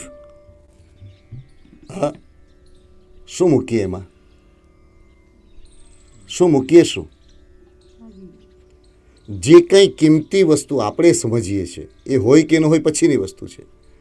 કોકને માટે એની માતાએ આપેલી 2 ગ્રામની સોનાની વીંટી, પણ એની સાથે એનું વેલ્યુ હશે તો એને તિજોરીમાં રાખશે કે આ તો મારી માએ મને આપી હતી. જેને આપણે કિંમતી સમજીએ છીએ એને આપણે તિજોરીમાં મૂકીએ છીએ. એટલી સમજણ આપણામાં છે. આપણું ચિત્ત અને આપણું જીવન એ પણ તિજોરી છે. આપણે એમાં શું મૂકીએ છીએ? આપણે એમાં શું મૂકીએ છીએ? ઘરમાં વખાર પણ હોય કે જેમાં કચરો, વધારાની વસ્તુ, જેનું કોઈ લાંબુ મૂલ્ય નથી, એ બધું ભરેલું હોય. તો આ પર્યુષણાના દિવસોમાં ધીમે ધીમે ધીમે ધીમે આ પ્રવચનો ગુરુ ભગવંતના, હવે આવતીકાલથી જે કલ્પસૂત્રોનો જે મંગળ પ્રારંભ થાય, આ 3 દિવસથી આપણને વોર્મઅપ કરીને તૈયાર કર્યા હોય. હવે શ્રવણ ક્રિયા, એમાંથી શ્રવણ કળા, એમાંથી શ્રવણ યોગ, એની જો આદત થઈ જાય તો પછી જ્ઞાનીઓ કહે છે કે હવે અમે સર્વશાસ્ત્રોનો જે સાર છે, બધા જ મંગલોનું જે પરમ મંગલ છે, એવું કલ્પસૂત્રનું તમને શ્રવણ કરાવીશું, એવું જ્ઞાની આપણને કહે. વ્યવસ્થા જુઓ, પહેલે દિવસે કલ્પસૂત્ર ના આપ્યું, પહેલે દિવસે આપણને તૈયાર કર્યા, બીજે દિવસે એને માટે વધારે એલર્ટ કર્યા, ત્રીજો દિવસ આવે એટલે આપણે ટેસ્ટ કરી લીધો કે હા હવે આપણે પહોંચી શકશું, વાંધો નહીં, હવે સરસ રીતે થઈ શકશું. પહેલા દિવસે થોડું જોખું આવતું હતું, પહેલા દિવસે જરાક સ્ફૂર્તિ નહોતી આવતી, પણ ત્રીજા દિવસે તૈયાર થઈ ગયા. હા, ગંગા સતીનું વચન છે, વીજળીને ઝબકારે મોતી પરોવી દો પાનબાઈ, પછી તો ધબક અંધારું છે. વીજળીને ઝબકારે મોતી પરોવી દો પાનબાઈ, પછી તો ધબક અંધારું છે. આ અનંત કાળના જન્મ જરા મરણના પરિભ્રમણમાં ક્વચિત મનુષ્ય જન્મ મળે, એમાં પણ મનુષ્ય જન્મ મળ્યા પછી ઉત્તમ યોગ મળે એવા તો ભાવ બહુ જ ઓછા આપણી પાસે જોઈએ. આપણે કેટલી બધી મોટી વસ્તી, કેટલો મોટો, સમજો કે આટલો મોટો વિશ્વનો પ્રદેશ વિચારીએ, પણ એમાંથી ધર્મ સાથે જોડાયેલા કેટલા, એમાં પણ ધર્મ સાથે જોડાયા પછી એ ધર્મને સમજી શકે, પામી શકે એવા અવસર કેટલાની પાસે, અને એમાં પણ અવસર મળ્યા પછી ઓળખી શકે એવા કેટલા જણા. જ્ઞાનીઓ કહે છે કે મારે આમાં નંબર લગાવવાનો છે. વીજળીને ઝબકારે એટલે કે રાત્રિનો સમય હોય, એક હાથમાં દોરો છે, એક હાથમાં મોતી છે, અંધારું છે, દોરો પરોવવો જ છે. કારણ કે દોરો કેમ પરોવવાનો? દોરામાં પરોવાયેલું મોતી ખોવાઈ જતું નથી. એકલું મોતી ગમે તેટલું કિંમતી હોય, પણ જો દોરામાં ન પરોવેલું હોય તો ક્યાં ખોવાઈ જાય ખબર ન પડે. એમ જીવનમાં ધર્મરૂપી મોતી એને યોગ્ય બહુમાનના દોરામાં ભરી અને જો સાચવી લઈએ તો કોઈ પણ ગતિમાં હોઈએ એ મોતી આપણી સાથે ટકી શકે. અને એટલા માટે વીજળીને ઝબકારે આ પર્યુષણ પર્વ તો વીજળીનો ઝબકારો છે. વીજળી કેટલી ક્ષણ હોય, કેટલી ક્ષણ હોય, આમ થઈ અને જતી રહી, થઈ અને જતી રહી, લાઇટનિંગ. એમ 8 દિવસ તો શું છે? અને 8 દિવસમાં પણ વાસ્તવિક રીતે એકાદ ક્ષણ માટેની આ મહેનત છે કે જે ક્ષણે અંદરનું એવું શુદ્ધિકરણ થઈ જાય, અંદરનું એવું નિર્મળ થઈ જાય, કોઈકને માટે બંધાયેલી ગાંઠ, કોકને માટે થયેલો કસાય, આ પર્યુષણ પર્વ એ પોતાની જાતની અંદરની શુદ્ધિ માટેનું આ પવિત્ર પર્વ, એના આલંબન સ્વરૂપે કલ્પસૂત્રોનો કાલે પ્રારંભ થાય. તાકાત હોય તો કલ્પસૂત્રની રાહ જોવા માટે રાત્રિ જાગવું પડે. આમાં શબ્દ વાપરે છે ને, આ જે વિશેષણ લખ્યું છે ને એમાં, એટલે આ કર્તવ્યો, તપ અને તીર્થ. તપ એટલે કયો શબ્દ વાપર્યો છે? ઉજવણું. કયો શબ્દ વાપર્યો? ઉજવણું. ઉજવણું એટલે શું? કોઈ પણ વસ્તુનું સેલિબ્રેશન એને ઉજવણું કહેવાય. સેલિબ્રેશન કરીએ એને ઉજવણું કહેવાય. કોઈએ પણ તપ કર્યો, કોઈ ઉપધાન કરીને આવ્યો, કોઈ કંઈ બીજી આરાધના કરી તો એનું ઉજવણું કરે. તો કે આવો બધો દેખાવ કેમ કરવાનો, આડંબર કેમ કરવાનો? એવા આપણા બુદ્ધિના ચમચીથી જ્ઞાનીના સમુદ્રના જળને માપવાની કોશિશ નહીં કરવાની, એના અર્થો સમજવાના. ઉજમણાથી તપફળ વાધે. શબ્દ શું વાપર્યો? ઉજમણાથી તપફળ વાધે. તપફળ વાધે એટલે જે કંઈ કર્યું છે એનું ફળ વૃદ્ધિ પામે. તો કે ઉજમણાથી શું થાય? તો કે કોઈકે કંઈક સરસ કાર્ય કર્યું હોય એનું ઉજમણાની કન્ડિશન છે એ આજ્ઞા અધીન હોવું જોઈએ, એ સામાન્ય બહુમાન ધર્મ માટે જગાવે એવું હોવું જોઈએ. 28 કરી, એ 28 કર્યા પછી ઉજવણું કરવું છે, પારણાનો ઉત્સવ કરવો છે, પણ 5 સ્ટાર હોટલમાં રાખ્યો છે, તો ત્યાં પ્રશ્ન થાય કે આને ઉજવણું કહેવાય? તો જ્ઞાનીઓની નજરમાં ઉજવણું નથી આવતું. કેમ? તો કે ત્યાં જે કંઈ આવશે એને ધર્મનો સંદેશ જશે કે મોજશોખ અને એસ આરામનો સંદેશ જશે. ઉજવણું કેવી રીતે થાય? ઉજવણું કઈ રીતે થાય? ઉજવણું, અને એટલા માટે જ્ઞાની ગુરુ ભગવંતની પાસે જઈને પૂછવું જોઈએ કે સાહેબ અમારા ઘરમાં એક આવું ઉત્તમ થયું છે, અમે ઉજવણું કઈ રીતે કરીએ?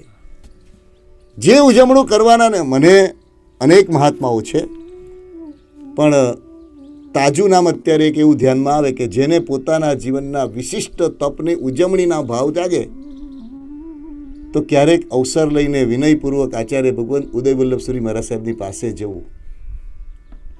એટલા વિવિધ પ્રકારના અત્યારને સમયને અનુરૂપ અને શાસ્ત્ર અને માર્ગને પોષક હોય એવી ઉજવણાની અનેક રીતો એમનામાં ક્ષયક્ષમ છે.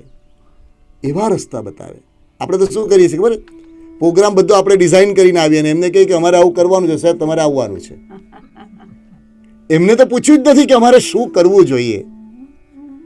વિધિ આ છે, ઉજવણું કરવાનું. ઉજવણું કેમ કરવાનું?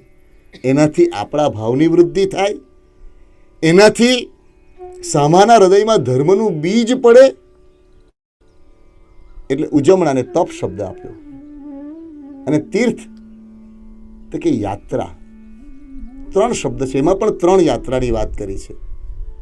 જળ યાત્રાનો વરઘોડો જે કહીએ, અષ્ટાનિકા મહોત્સવ જેમ કહીએ, છરી પાલિત સંઘ વગેરે લઈને યાત્રા માટે જઈએ. આખું કર્તવ્ય મૂક્યું કે ઓછામાં ઓછું એકવાર પરિવારની સાથે યાત્રાએ નીકળવું જોઈએ. યાત્રાએ નીકળવું જોઈએ એટલે શું? જેના કેન્દ્રમાં શરીર અને અનુકૂળતા ન હોય. શરીર અને અનુકૂળતા જોઈશે એની ના નથી. આપણે સાધુ પણ નથી બન્યા, આપણે વૈરાગી પણ નથી બન્યા. એટલે બેઝિક જે જોઈએ અનુકૂળતા એ ચોક્કસ જોઈશે.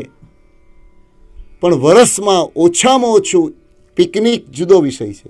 જેના સેન્ટરમાં મોજ મજા અને અનુકૂળતા છે એ પિકનિક છે. પણ પરિવાર સાથે ઓછામાં ઓછું વર્ષમાં એકવાર, શક્ય હોય તો છરીપાલિત રીતે, શક્ય ન હોય તો બીજી રીતે પણ ઓછામાં ઓછી વિરાધના થાય અને વધુને વધુ આરાધના થાય એવી રીતે યાત્રાનું આયોજન કરવું જોઈએ. તો કે એનાથી શું થાય? તો કે એનાથી અંદર આ જો દીવો આપણે પ્રગટાવ્યો હતો, હજી ચાલુ છે. પવન એનાથી વધ્યો પણ છે. પણ પ્રગટેલી વાટ એને નીચે ઘી હતું, આ પ્રોટેક્શન મળી ગયું, એ ટકી ગયું. જન્મથી જૈનકુળ મળ્યું એ વિશિષ્ટ કોક પ્રકારના પુણ્યથી મળ્યું છે, ભલે આપણે ઓળખી શકીએ કે ન ઓળખી શકીએ.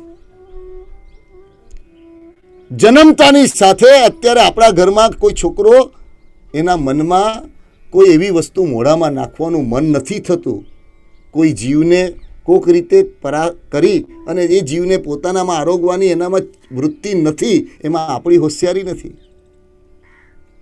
એ કુળ એવું મળી ગયું છે, એવા મા બાપ મળ્યા છે. તમે અને હું આજે માંસાહારી ન હોઈએ એમાં આપણી વિશેષતા નથી, આપણને કુળ એવું મળી ગયું છે.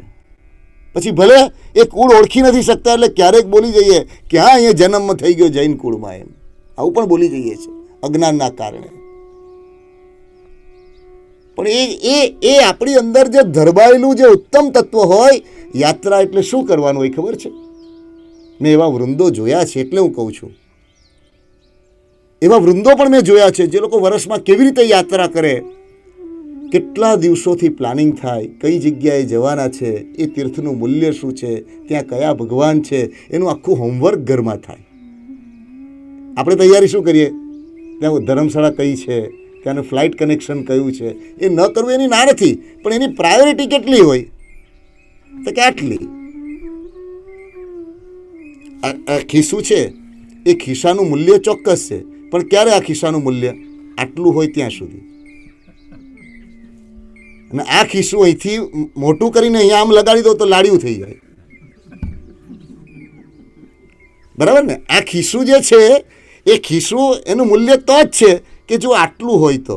પણ આ જ ખિસ્સું આટલું મોટું અહીંયા બનાવી દે જબ્બા ઉપર દરજી, તો કોઈ બી કહેશે કે આ છોકરાને શું લાડિયું પહેરાવી દીધું છે, બરાબર ને? લાડ પડે એના માટેનું લાડિયું.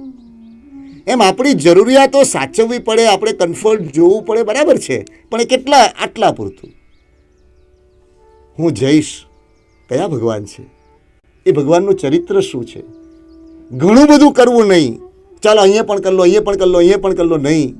એક જગ્યાએ ગયા, 2 દિવસ કે 3 દિવસ મિનિમમ રહ્યા. કારણ પહેલો દિવસ જઈએ ત્યારે તો હજી એની સાથે એટેચમેન્ટ થયું નથી હોતું, બીજા દિવસે થોડી સ્થિરતા આવે, અને ત્રીજા દિવસે તો નીકળવાનું પ્લાનિંગ મગજમાં ચાલુ થઈ ગયું હોય. હવે એક જ દિવસ માટે જઈએ તો આપણે મળીને કોને આવ્યા તો કે જગ્યાને, તીર્થને ક્યાં?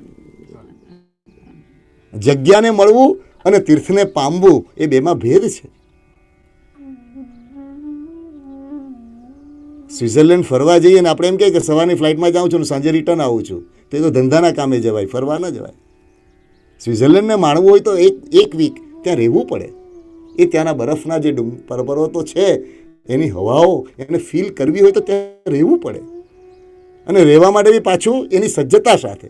એવી રીતે ધર્મતત્વમાં, આવા તીર્થ સ્થાનોમાં પરિવાર સાથે ઓછામાં ઓછું એકવાર ગ્રંથ લીધો હોય, હિસાબ કરીએ ભેગા થઈને, બિઝનેસનો જેમ એકાઉન્ટ કરીએ કે આ વર્ષમાં કેટલું પ્લસ માઇનસ થયું, એમ પરિવાર આવા દિવસોમાં બેસીને હિસાબ કરે કે જ્ઞાનીઓએ 11 કર્તવ્યને આપણને કહ્યા હતા, આ વર્ષમાં આપણા કેટલા કર્તવ્ય થયા, આ વર્ષમાં કયું કર્તવ્ય આપણું બાકી રહી ગયું. આવું થાય તો એનાથી આપણું અંદર છુપાયેલું જૈનત્વ એને પોષણ મળે, એને જળ મળે, એને ખાતર મળે.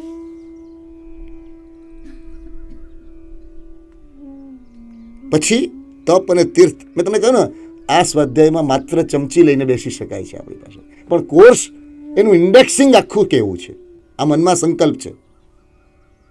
ઇન્ડેક્સિંગ આખું એટલા માટે કેવું છે કે જે પુસ્તક ભણવા બેઠા છે એ પુસ્તકમાં કયા કયા પાના છે, કમસે કમ એટલો પરિચય પણ જો થશે ને તો આપણને બહુમાન થશે કે જ્ઞાનીઓએ શું આપ્યું છે.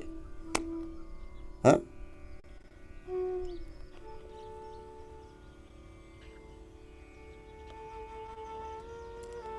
હવે રાગ વગર પણ બોલો ને, પહેલું કયું?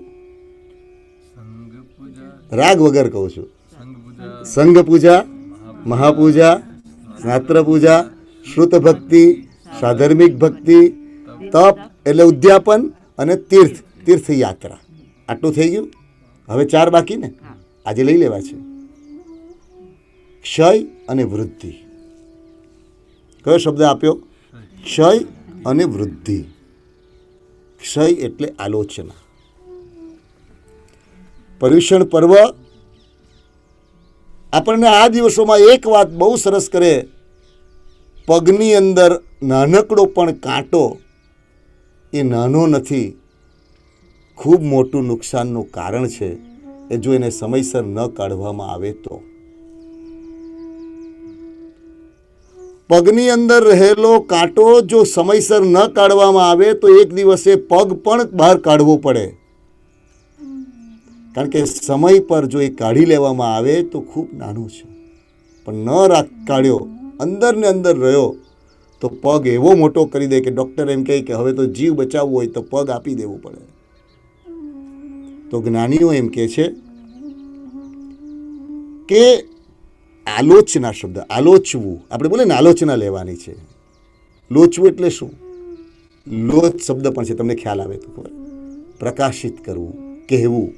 હવે આપણે માટે વંદિતતા સૂત્રમાં 2 સૂત્ર બોલીએ છીએ આપણે, તન નિંદે તંચ ગરિહામી, 2 શબ્દ બોલીએ છીએ ને. કયું? તન નિંદે તંચ ગરિહામી. આ આખું કર્તવ્ય આમાં છે. નિંદા એટલે શું? નિંદા એટલે આત્મસાક્ષીએ, એટલે પોતાની જાતની સાક્ષીએ કહેવું, નહીં નહીં આ મારું કરવા યોગ્ય નહોતું, મારે આવો ક્રોધ કરવા જેવો નહોતો, મારે તે દિવસે આવું બોલવા જેવું નહોતું, મારે તે દિવસે આ જગ્યામાં જવા જેવું નહોતું, આવું પોતાની જાત. બિકોઝ એક વસ્તુ તમને કહું, જ્ઞાનીઓ પાપને પાપ બતાવે એટલા માત્રથી આપણે શુદ્ધ થતા નથી, આપણને એ પાપ પાપ લાગવું જોઈએ. ડૉક્ટર એમ કહે કે તમારા શરીરમાં આ રોગ છે એટલા માત્રથી આપણને ઔષધની ઈચ્છા નથી થઈ જતી, પણ એ રોગનું રોગ તરીકેની વેદના, એનું ફીલ અંદર થવું જોઈએ. અને જે મોમેન્ટે આપણને રોગનું ફીલ થશે ને તો દવા દુનિયાભરમાંથી શોધવા માટે આપણે નીકળી પડશું. એમ જ્ઞાનીઓ એમ કહે છે કે અંદરના શલ્યને શોધીને ઓછામાં ઓછું વર્ષમાં એકવાર ડાયરી લખીને પોતાના મન વચન કાયાના બધા જ, એટલે કયા દોષો છે તો એના માટે વંદિતામાં ગાથા આપી, પડિસિદ્ધાણમ કરણે, પ્રતિષેધ એટલે કે જેનો ભગવાને નિષેધ કર્યો. હવે તમે જોજો, આપણી બુદ્ધિથી આપણું જજમેન્ટ લેવાની ના પાડી, કારણ કે આપણી બુદ્ધિ તો ઓલવેઝ આપણી પક્ષપાતી હોય. નાના પડતા હું તો સાચો જ હતો, હવે તમને ખબર, તમે મારી જગ્યાએ આવો તો તમને ખબર આમાં તો શું થાય, હું તો સાચો જ હતો, આ તો હું તો ઘણો સારો હતો, બાટકી વિજાવ તો એનું કાનું ક્યાં કરી દીધું. આપણે આપણી જાતને હંમેશા પ્રોટેક્ટ કરીએ. કેમ તો કે આપણા સેન્ટરમાં આપણો મિથ્યાત્વ, આપણું અહંકાર, આપણું અજ્ઞાન એટલું ગાઢ છે કે આપણને આપણી ભૂલ દેખાવા દેતું જ નથી. આપણી ભૂલ જ ન દેખાવા દે. અને એટલા માટે તન નિંદેમાં પંચસૂત્રની અંદર હરિભદ્ર સુરી મહારાજે પણ આ બહુ સુંદર શબ્દ વાપર્યા છે. હૌમે એસા સંમમ ગરિયા, હૌમે એસા સંમમ એટલે સમ્યક, એ કે સાચી રીતે મારામાં આ ગરહા, ગુરુ આગળ બોલવા, પોતાની જાતની સાક્ષીએ જે કંઈ પાપનો અનુભવ કરવો કે મારામાં આ દોષ છે, એની નિંદા શબ્દ વાપર્યો, પણ ગુરુની આગળ પ્રગટ કરવું એને ગરહા શબ્દ કહ્યો. ગુરુની આગળ બોલીએ તો શું કીધું? ગરહા, સાહેબ મેં જીવનમાં આવું ભૂલ કરી છે. તો કે શું આનું કારણ શું? આપણે જાતે ને જાતે પ્રાયશ્ચિત કરી લઈએ તો ન ચાલે? તો કે ચાલે,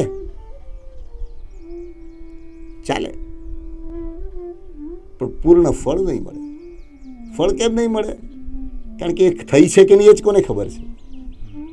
મનમાં જ પરણે અને મનમાં જ રાંડે તો કેવી રીતે ખબર પડે? એ તો ભાઈ વરઘોડો લઈને આવવું પડે, લોકોની વચ્ચે 7 ફેરા લેવા પડે, પત્રિકા લખાય, ખબર પડે કે તમારા લગ્ન થયા છે. મનમાં પરણી જાઓ ને મનમાં કહો અમારા છૂટાછેડા, તો કેવી રીતે ખબર પડે? જ્ઞાનીઓએ આખી આપણી મનની સ્થિતિને એટલી સુંદર રીતે સ્પષ્ટ કરી છે. અને આની પાછળનો એક યુનિવર્સલ નિયમ છે, જેને પ્રગટ કરીએ એનું જોર ચાલ્યું જાય, અને જેને છુપાવી દઈએ એ અનેક ગણું તાકાતવર બને. ફરી પાછું જેને પ્રગટ કરીએ એનું જોર ચાલ્યું જાય.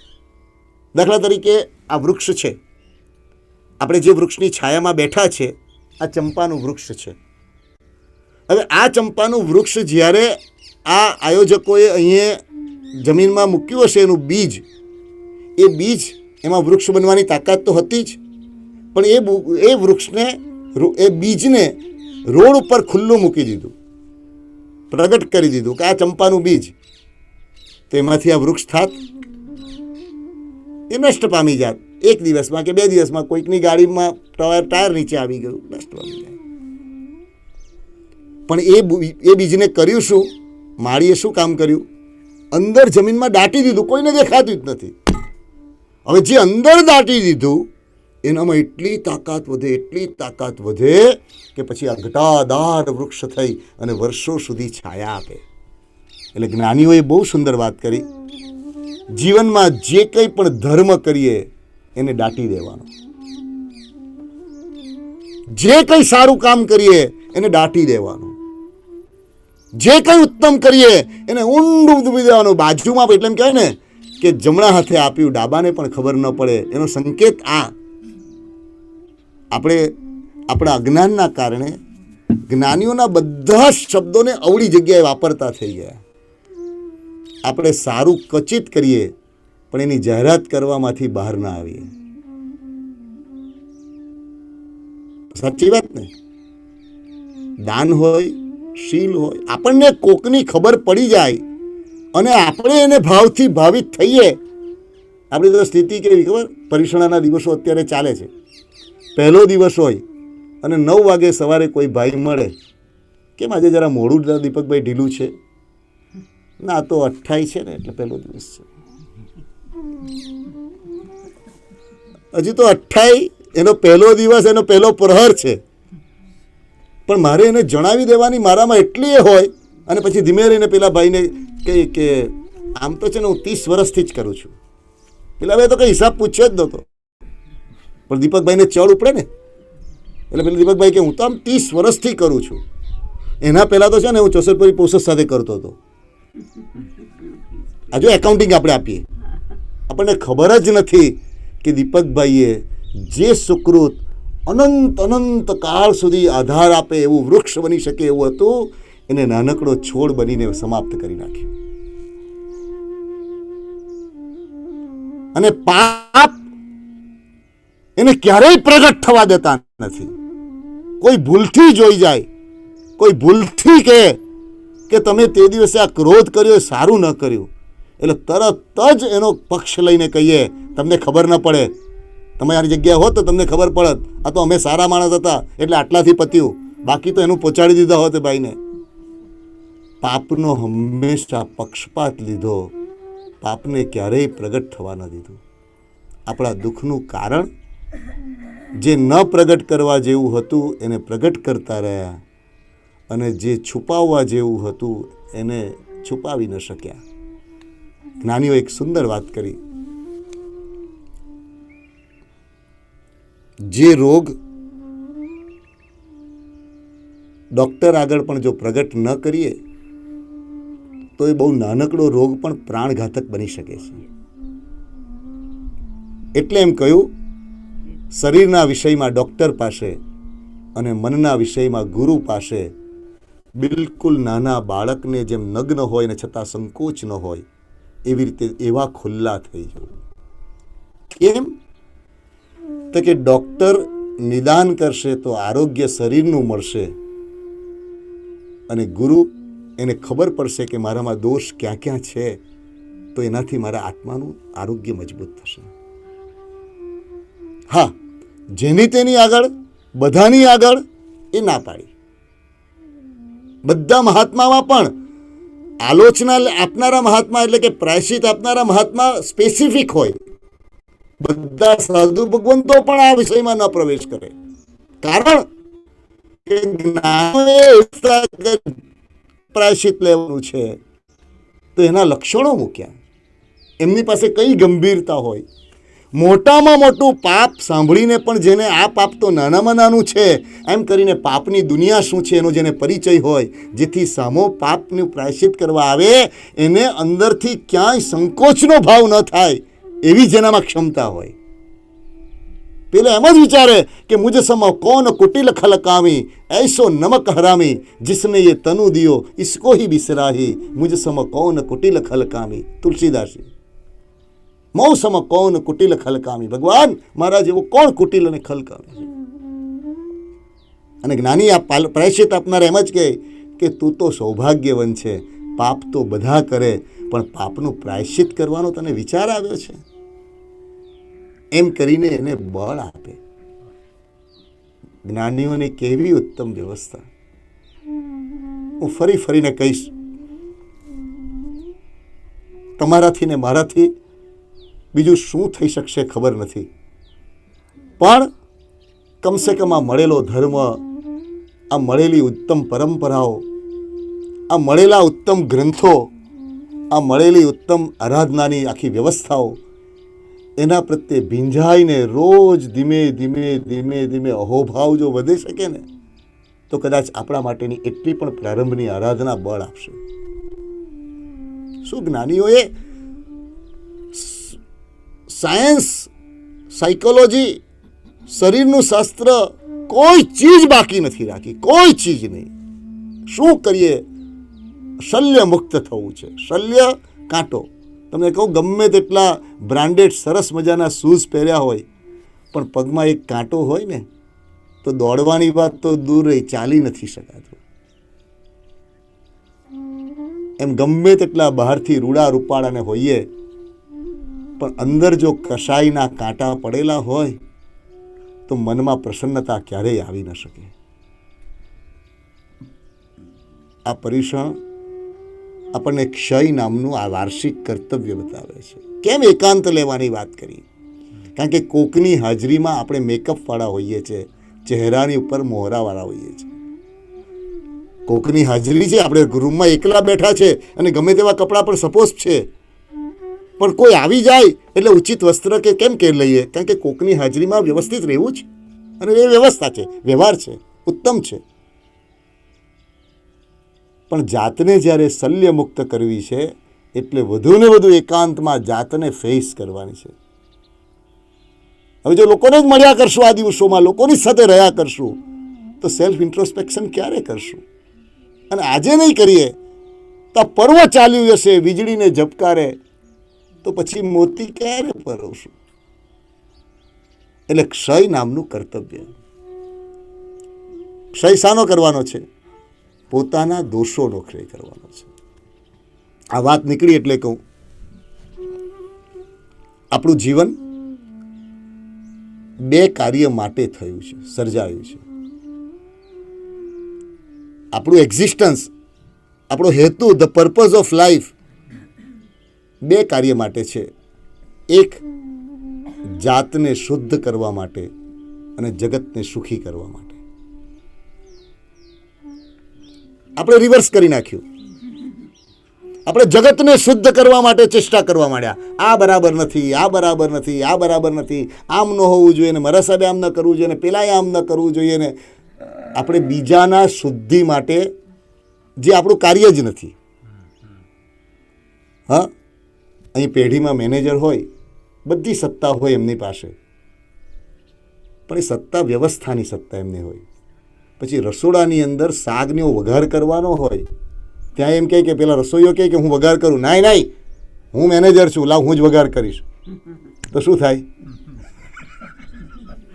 કાકીજી શું થાય? વાતાવરણમાં વઘાર થઈ જાય ભાઈ બરાબર. તો જેનું જે તે કાર્ય એ કરે તો જ શોભે.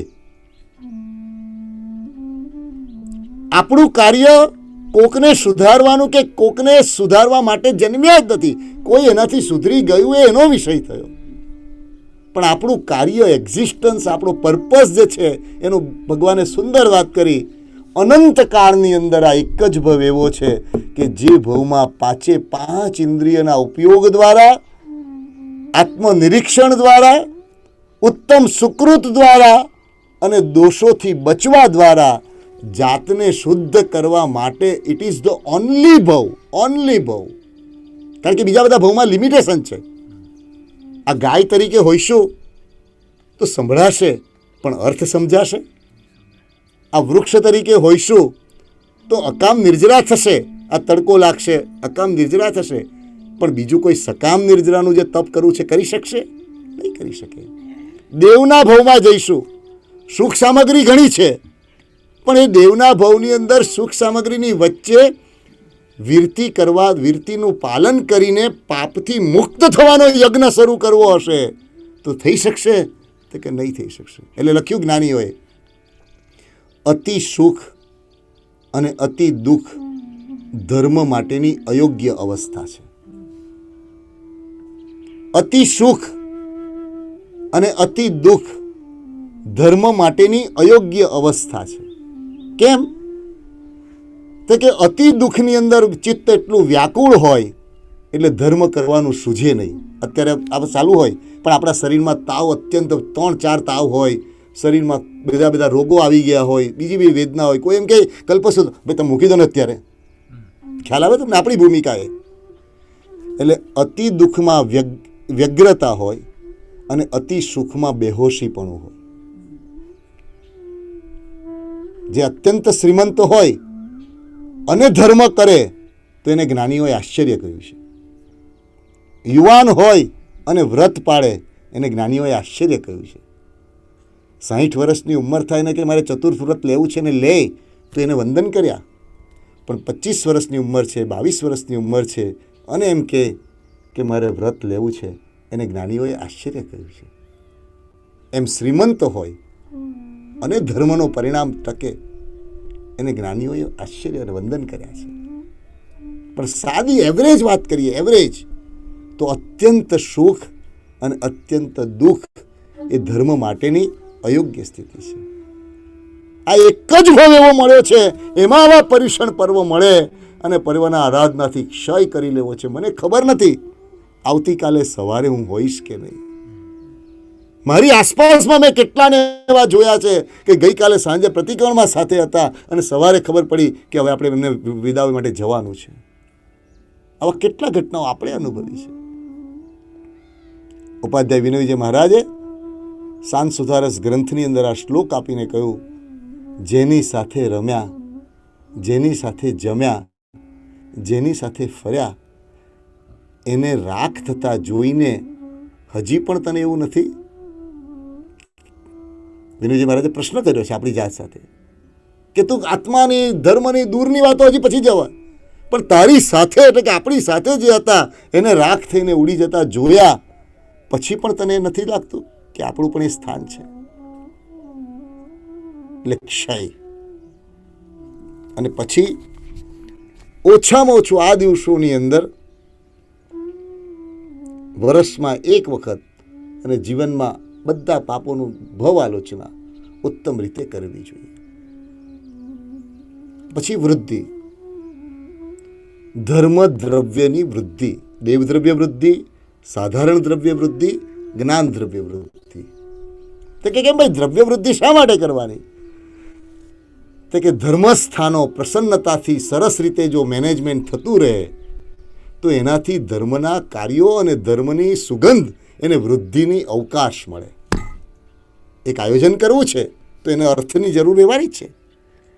તો શ્રાવકે પોતે પોતાના જીવનમાં પોતાનો વ્યાપાર વગેરેની જેમ વૃદ્ધિનો વિચાર કરે એમ વધુને વધુ ઉત્તમ દ્રવ્યોથી, દેવદ્રવ્ય વગેરે દ્રવ્યોથી માંડી અને જે દ્રવ્યો છે એ દ્રવ્યોની પોતે સતત દર વર્ષે વૃદ્ધિ કરવી જોઈએ. પોતાનો જન્મદિવસ આવ્યો, શ્રી સંઘનું દેરાસરનું સાધારણ ખાતું, મારા જન્મદિવસ છે આજે, 5 લાખ રૂપિયા હું તેમાં મૂકું છું. આ દ્રવ્ય વૃદ્ધિ કરવાની. દ્રવ્ય વૃદ્ધિ કેમ કરવાની? તો કે દ્રવ્ય વૃદ્ધિથી ભાવ વૃદ્ધિ અને ગુણ વૃદ્ધિની સંભાવના થવાની છે. આની સાથે થોડા બીજા પણ વાતો છે, બહુ સુંદર વાત. મને અત્યારે ધ્યાનમાં નથી પણ લગભગ 2 વર્ષ પહેલાં ઓસ્ટ્રેલિયાના શ્રી સંઘના યુવકો અને શ્રી સંઘના ભાઈઓ અને બહેનોએ આ વિષયમાં એક બહુ સુંદર વાતની પહેલ શરૂ કરેલી. એનું નામ આપ્યું હતું SSS, SSS. SSS એટલે સ્પિરિચ્યુઅલ સિક્યોરિટી સબસ્ક્રિપ્શન. આ એક મુદ્દો સમજવા જેવો છે. એટલે શું?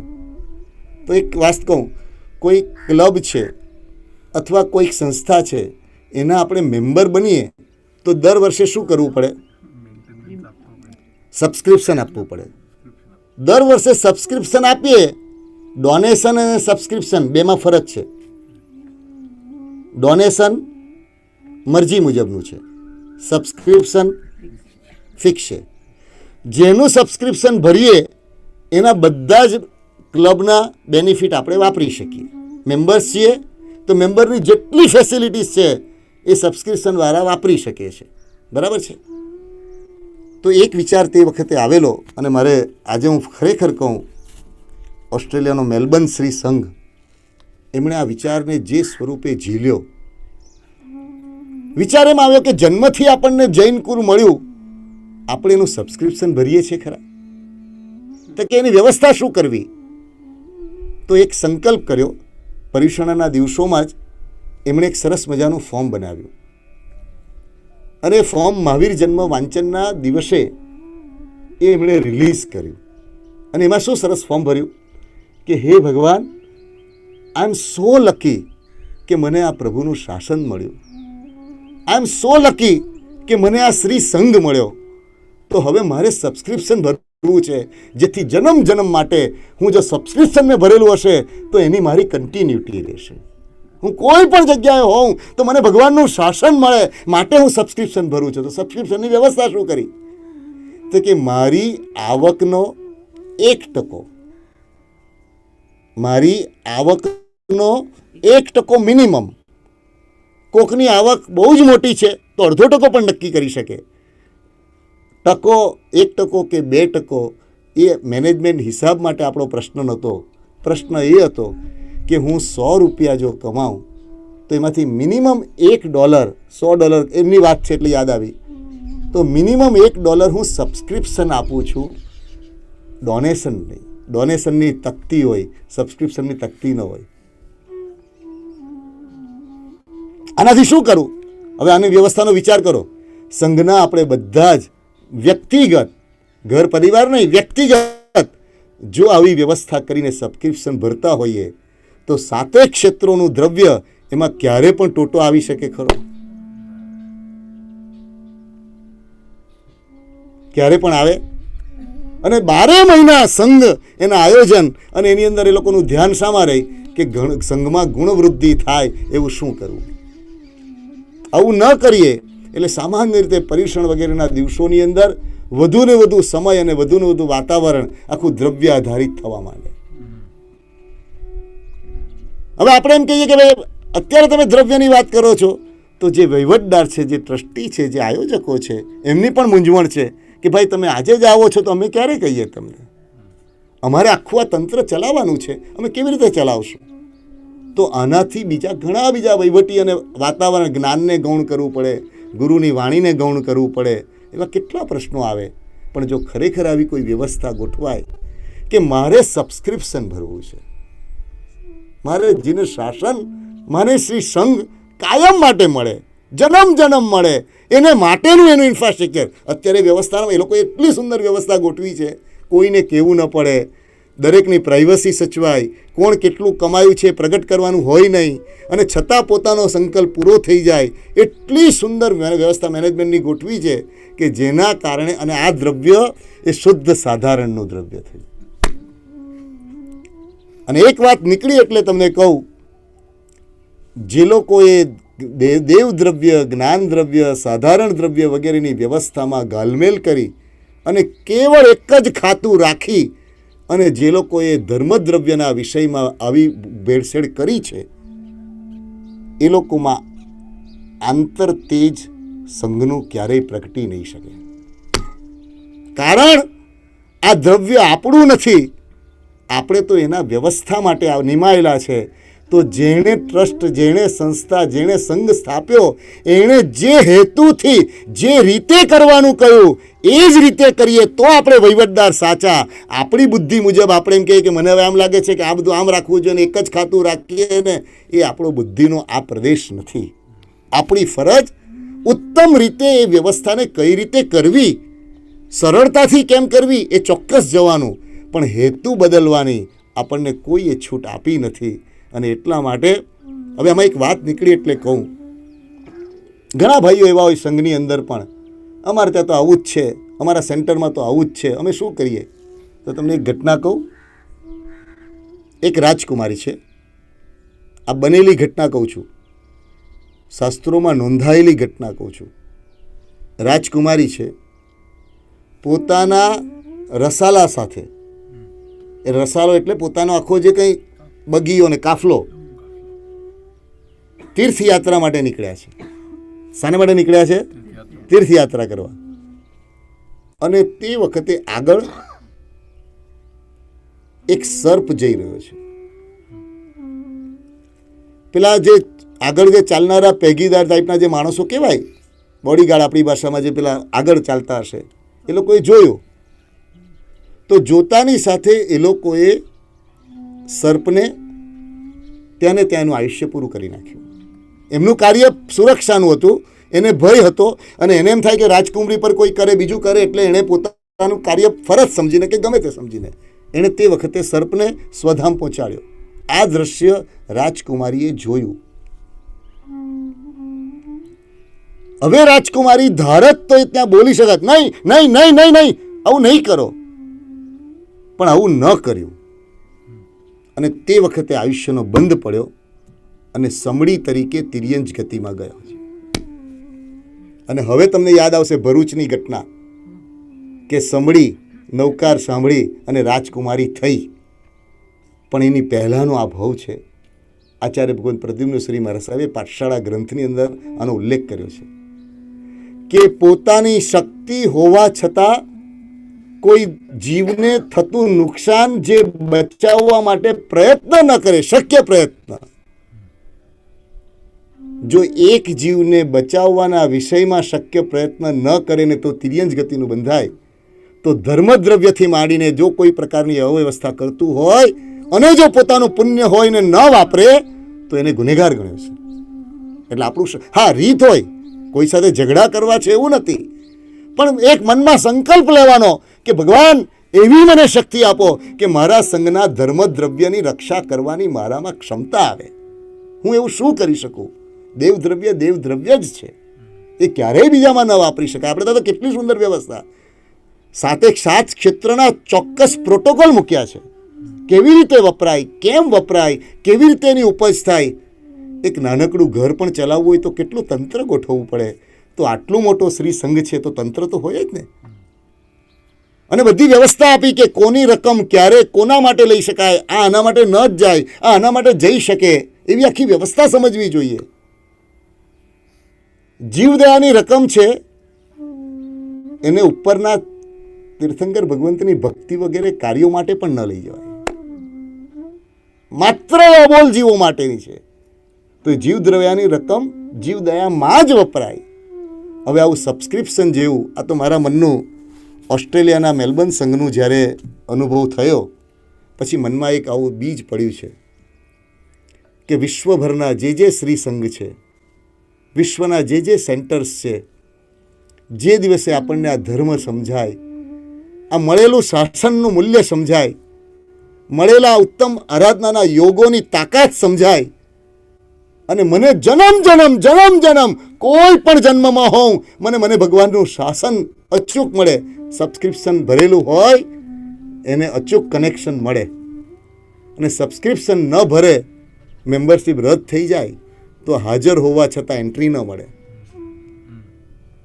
ડોનેશન આપવું એ મારો એક મનમાં ભાવ છે, એ ડોનેશન જુદો વિષય થયો, પણ સબસ્ક્રિપ્શન આપવું, મને તો મન થાય મેલબર્ન શ્રી સંઘના જે વ્યવસ્થાપકો છે એમની સાથે પણ તમે બી સંપર્ક કરો, જેને રુચિ હોય એ લોકો પણ સંપર્ક કરે, માથે આચાર્ય ભગવંતને રાખેલા હોય, અને આવનારા 2, 4, 5 વર્ષમાં ધીમે ધીમે ધીમે આ SSS સ્પિરિચ્યુઅલ સિક્યોરિટી સબસ્ક્રિપ્શન, મારી અંદરનું આધ્યાત્મિક તંત્ર મારું ચાલુ રહે, એ માટે હું આ સબસ્ક્રિપ્શન આપું છું.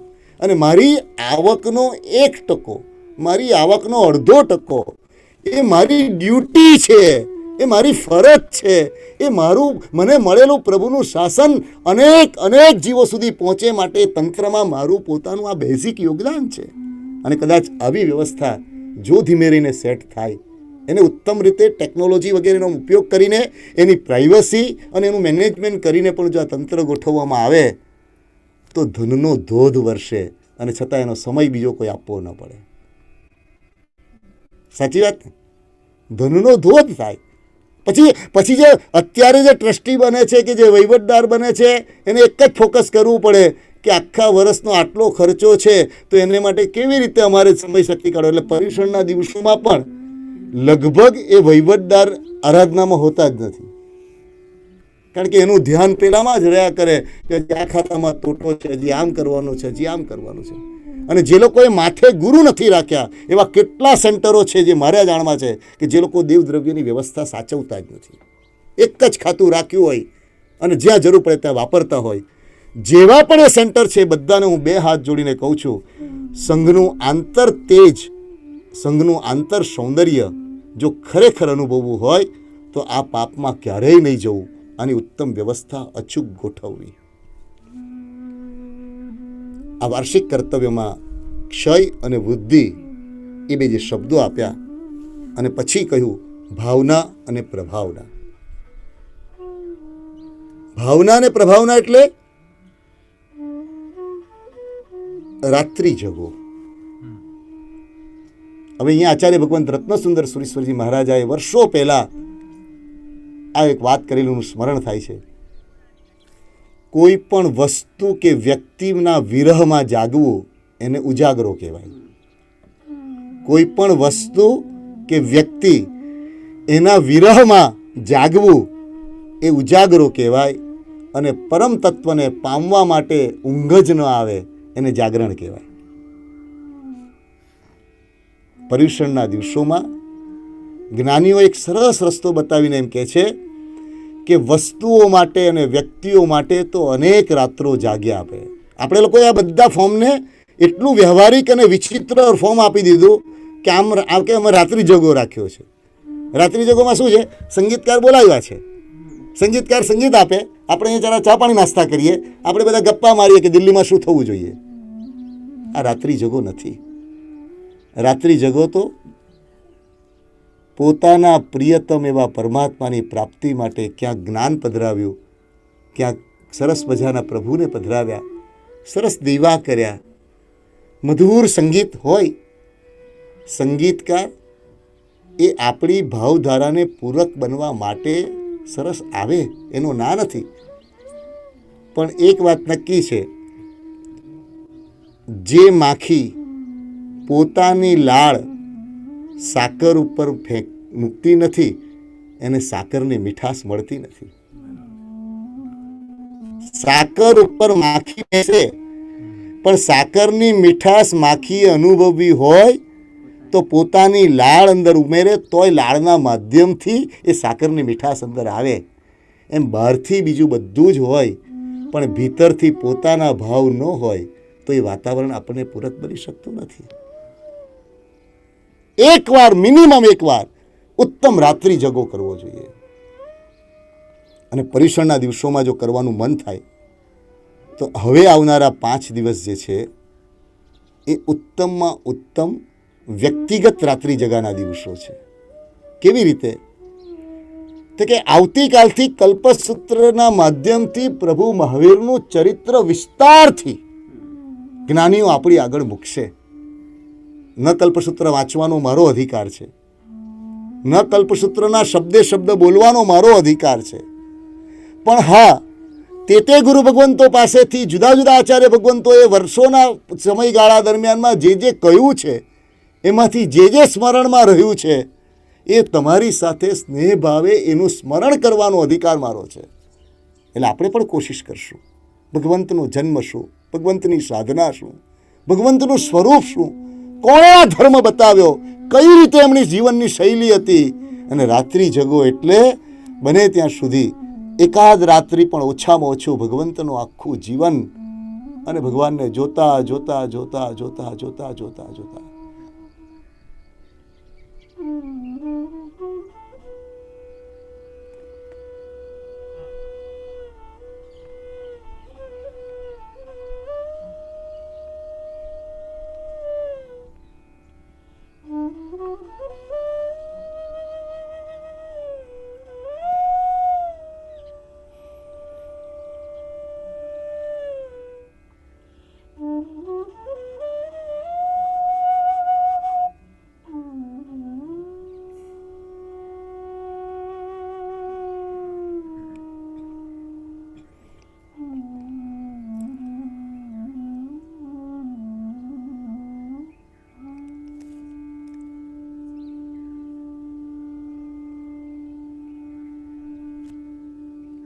એ પરમ તત્વની સાથે પોતાનો સંબંધ અનુભવાય.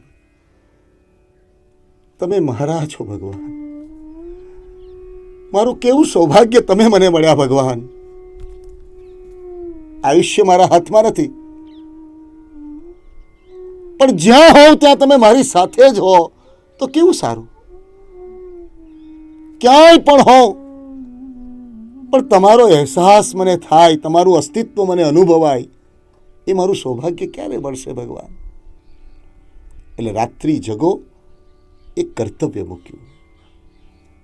ક્યારેક ક્યારેક આની બીજી પણ રીત મનમાં યાદ આવે કે પરિવાર સાથે જેમ પિકનિકનો કાર્યક્રમ બનાવીએ, પરિવાર સાથે જેમ યાત્રાનો કાર્યક્રમ બનાવીએ, પરિવાર સાથે જેમ પરિવાર મિલનના કાર્યક્રમો કરતા હોઈએ, એમ વર્ષમાં ઓછામાં ઓછો એકવાર પરિવાર ભેગો થાય. ઘરમાં રહેલું જે કંઈ પણ આરાધનાનું સારું વાતાવરણ દિવ્યતાનું થાય એ ભેગું કરીને કોક ધર્મકથા, કોક એવી સરસ મજાની જેની પાસે ક્ષમતા હોય એમને ક્યાંક રાખ્યા સાથે, પણ આ ધર્મ, આ દેવ, આ ગુરુ, એની સાથે પ્રીતિમાં ઊંઘ જ ન આવે અને રાત્રિ પસાર થઈ જાય. આ વાત એટલા માટે છે, આનો બીજો પણ એક અર્થ ઉગે છે. સામાન્ય રીતે રાત્રે ઊંઘ આવે એટલે પ્રમાદનો સમય છે, પણ પ્રેમ એટલો વધે કે પ્રમાદ પણ ઓગળે અને શરીર પ્રસન્નતાથી એમાં જોડાય, એ માટેનું આયોજન છે. રાત્રિની ઊંઘ છે, આપણે એમ કહીએ ને ભાઈ, દાખલા તરીકે હું તો 10 વાગે સૂઈ જ જાઉં છું. હવે દીકરી અચાનક 9:30 વાગે આવી, 9:45 વાગે આવી, પરદેશ રહેતી હતી, બહારગામ રહેતી હતી, દિવસે 10 વાગે ઊંઘ આવે ભાભી? ક્યાં 1 વાગી જાય ખબર પણ ન પડે, કારણ કે પ્રિય છે. તો પ્રિયના કારણે આવી ઘટના બને તે વખતે પ્રમાદ પણ ગૌણ થઈ જાય. તો પ્રિયતમ એવા પરમાત્મા સાથેની કોઈ ક્ષણો આવે અને તે વખતે શરીરનો પ્રમાદ પણ ચાલ્યો જાય, એવી રાત્રિનો અનુભવ થાય તો એ પણ એક જીવનની બહુ મોટી મૂડી બને. સંગ પૂજા, મહાપૂજા, સ્નાત્ર પૂજા, જય હો, જય હો,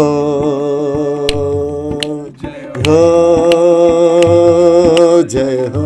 આ અત્યારે સ્મરણ કરીએ છીએ ને, ત્યારે પ્રાર્થના કરીએ કે હે ભગવાન, આ 11 કર્તવ્ય તમે જે દ્રષ્ટિથી કરવાના કયા છે, તમે જ્યારે કરવાના કયા છે, એ શ્રેષ્ઠ રીતે કરવાનું અમારામાં બળ પ્રગટો, એ કરુણાનો અમને અનુભવ થાવ, એ ભાવ સાથે અત્યારે ગાન કરીએ. એ સંગ પૂજા, મહાપૂજા, સ્નાત્ર પૂજા, જય હો, જય હો. સંગ પૂજા, સ્નાહા પૂજા, સ્નાત્ર પૂજા, જય હો.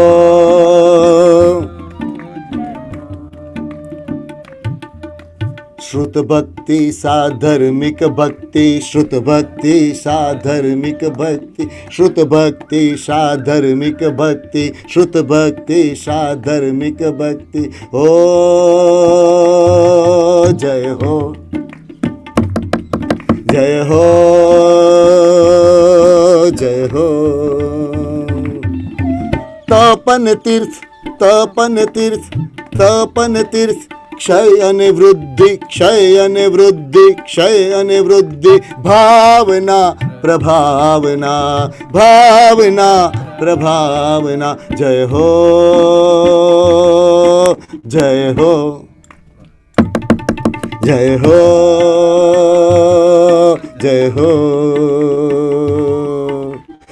જય હો, જય હો, જય હો, જય હો, જય હો, જય હો, જય હો, જય હો, જય હો, જય હો. છેલ્લું કર્તવ્યની 2 મિનિટ વાત લઈ લ્યો. પ્રભાવના. પ્રભાવના એટલે શું? આ રૂપિયાની પ્રભાવના આપી એ અર્થમાં તો કે ના, એ જુદો અર્થ છે. એક જ શબ્દ જુદા જુદા અર્થમાં વપરાતો હોય. ધર્મ કાર્ય એવી રીતે કરવું જેને જોઈને ક્યારેય ધર્મમાં ન રુચિ હોય એવા અનેકને ધર્મમાં રુચિ પ્રગટે એવી રીતે કરવું, એને પ્રભાવના શબ્દ વાપરે.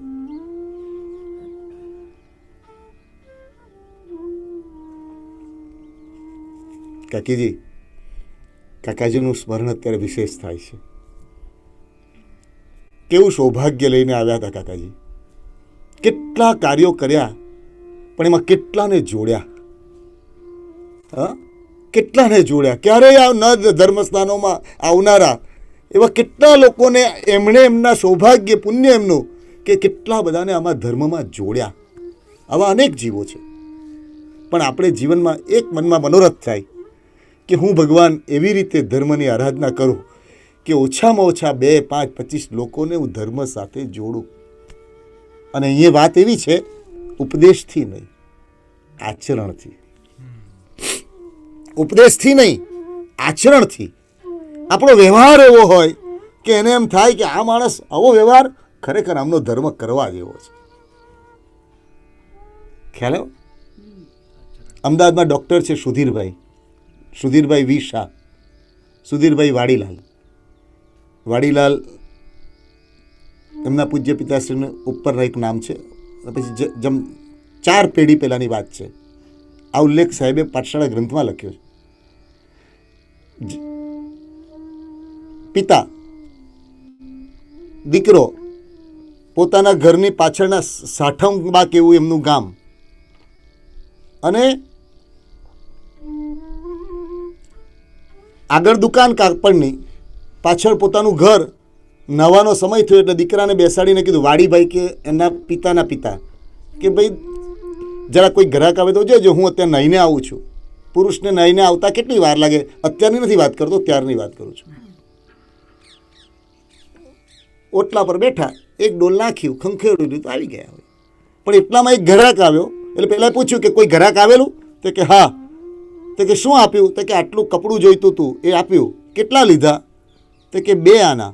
અરે આ તો 1.5 આનાનું હતું, 2 આના કેમ લીધા? અનીતિનું ધન ઘરમાં ન ચાલે. જા દોડ દોડ દોડ દોડ દોડ. કંઈક દેખાય છે?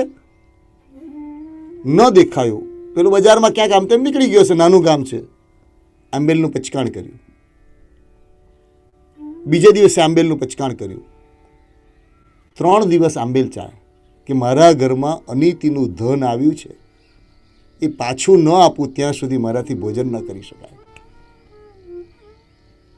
અને 3જા દિવસે પેલા ભાઈ જેણે કપડું લીધેલું એ બજારમાં દેખાયા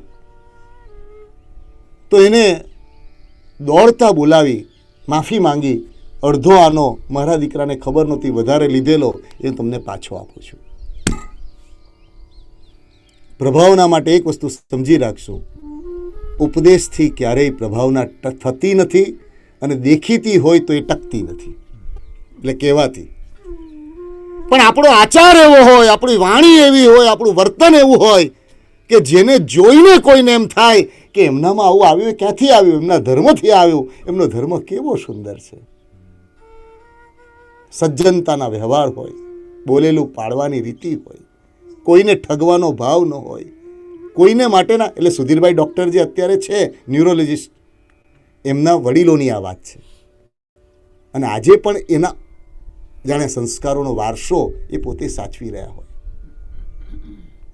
ધન જોઈએ છે પણ અનીતિનું નથી જોઈતું.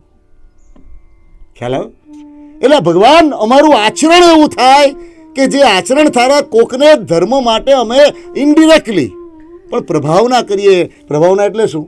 મારી પાસે જે છે એમાંથી હું તમને આપું છું.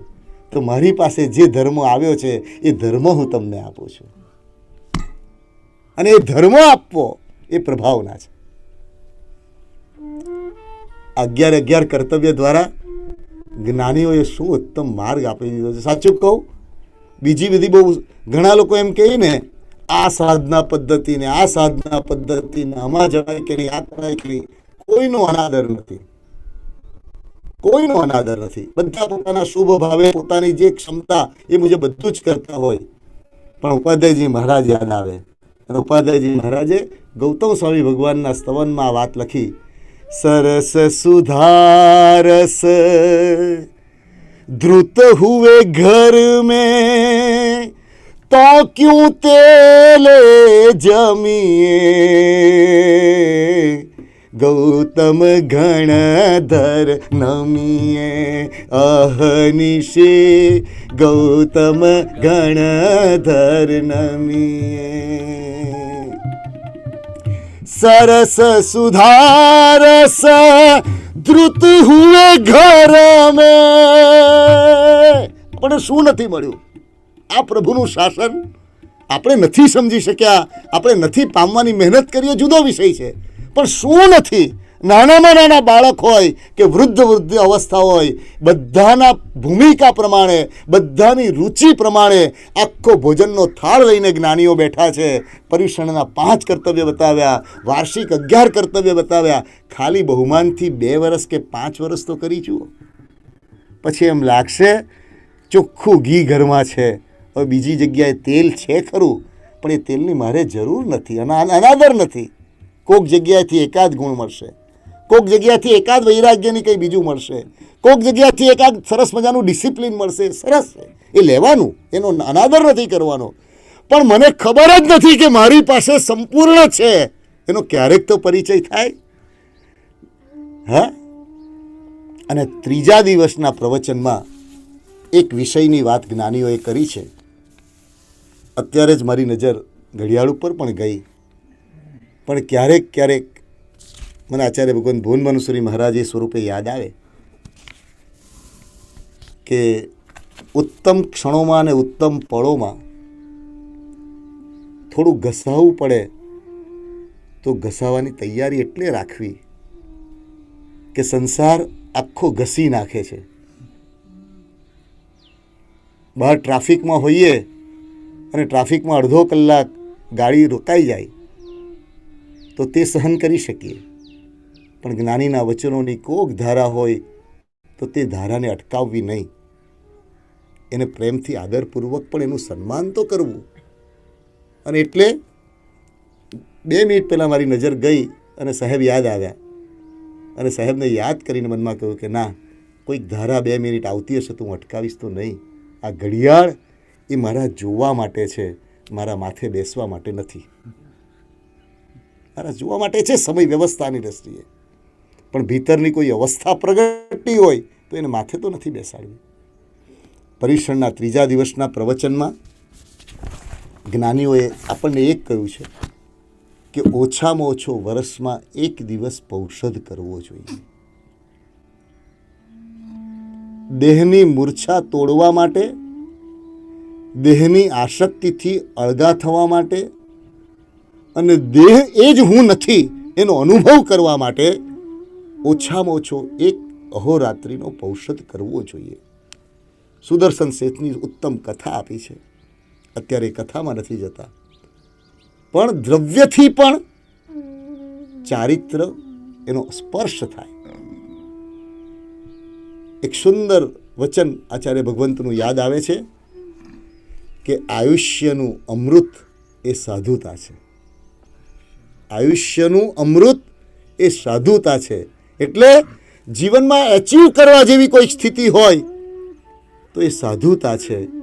કશું જ જોઈતું નથી, કોઈ અપેક્ષા નથી, આ શરીરની પણ અપેક્ષા ન હોય, અને એવી એકાદ ક્ષણ પણ જો જીવનમાં આવે તો that is the real asset of the life.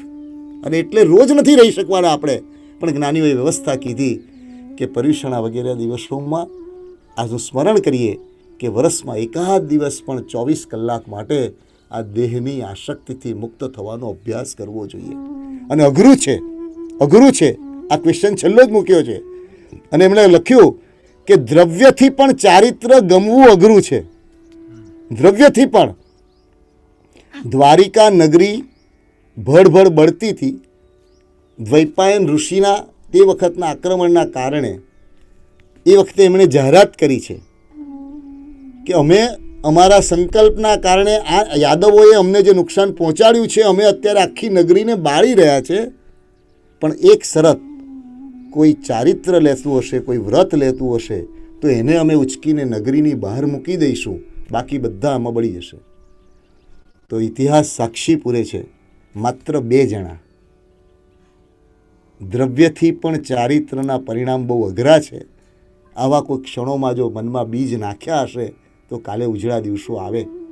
માત્ર 2 જણા સંમત થયા જેમને દ્વારિકાની બહાર મૂકવામાં આવ્યા, અને બાકીના બધા કદાચ જીવી જઈએ તો પછી તો જલસા કરશું ને. અને આખી નગરી કૃષ્ણજીની બળીને સાફ થઈ ગઈ. દ્રવ્યથી પણ સંયમ ગમવું સહેલું નથી. એટલે આ નિમિત્તે તે ઔષધ લઈએ એટલે સંયમ પ્રત્યેનો આદર જાગે, અનાદર દૂર થાય.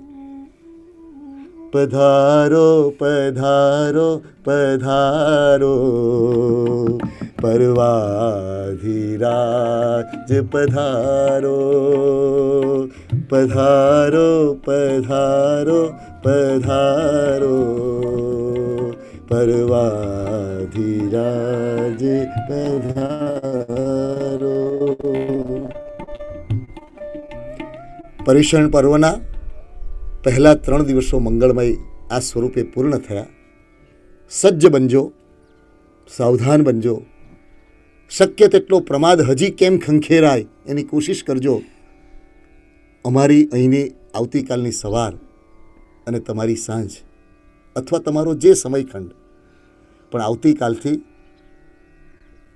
કલ્પસૂત્રના મંગળમય રહસ્યના પ્રદેશમાં આપણી ક્ષમતા મુજબની 2-4 નાની પગલી આપણે માંડશું. અત્યાર સુધીના પ્રવચનને સમજવા માટે કદાચ બુદ્ધિનો ઉપયોગ કરવો પડ્યો હશે, પણ કલ્પસૂત્રને હૃદયમાં ધારણ કરવા માટે હૃદયમાં કેવળ બહુમાન હશે એ પર્યાપ્ત છે. ઘરની અંદર સુંદર મજાનું કોઈ એક પુસ્તક હોય. આવતીકાલે સ્વાધ્યાય માટે બેસો ત્યારે બને તો એક પુસ્તક તમારી આગળ તમે પણ પધરાવ્યું હોય, એની ઉપર સરસ પુષ્પ મૂક્યા હોય, આજુબાજુ ધૂપ દીવો કર્યો હોય, સુંદર રીતે પરિવાર બધા બેઠા હોય અને પછી બધા સાથે બેસીને કલ્પસૂત્રના માધ્યમથી એ જ્ઞાન અમારી અંદર આવી રહ્યું છે, આવી રહ્યું છે, આવી રહ્યું છે એવા ભાવથી જો આને શ્રવણની કોશિશ કરશું તો એના સાચા અર્થ સુધી પહોંચાડશે. અડધી મિનિટ મૌનપૂર્વક સુંદર આ ક્ષણોને ધારણ કરીને સ્થિર થઈ જાય.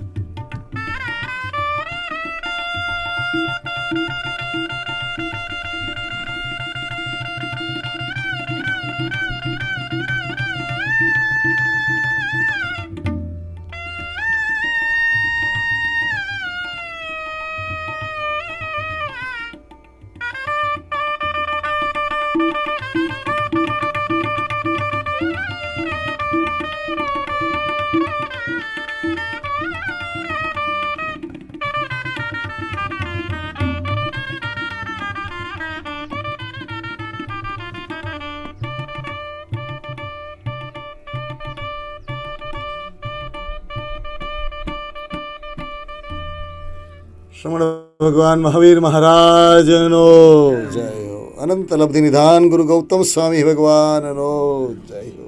શ્રમણ પ્રધાન ચતુર્વિધ શ્રી સંઘનો જય હો. પર્યુષણા મહાપર્વનો જય હો.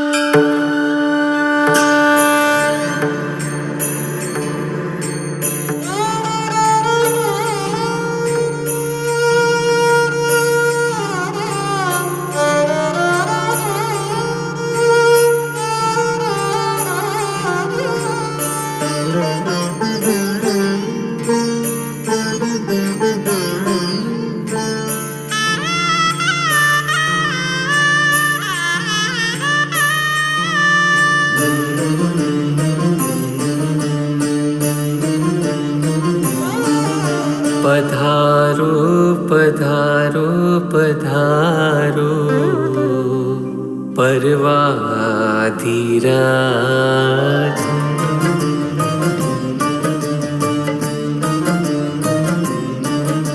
પધારો પધારો પધારો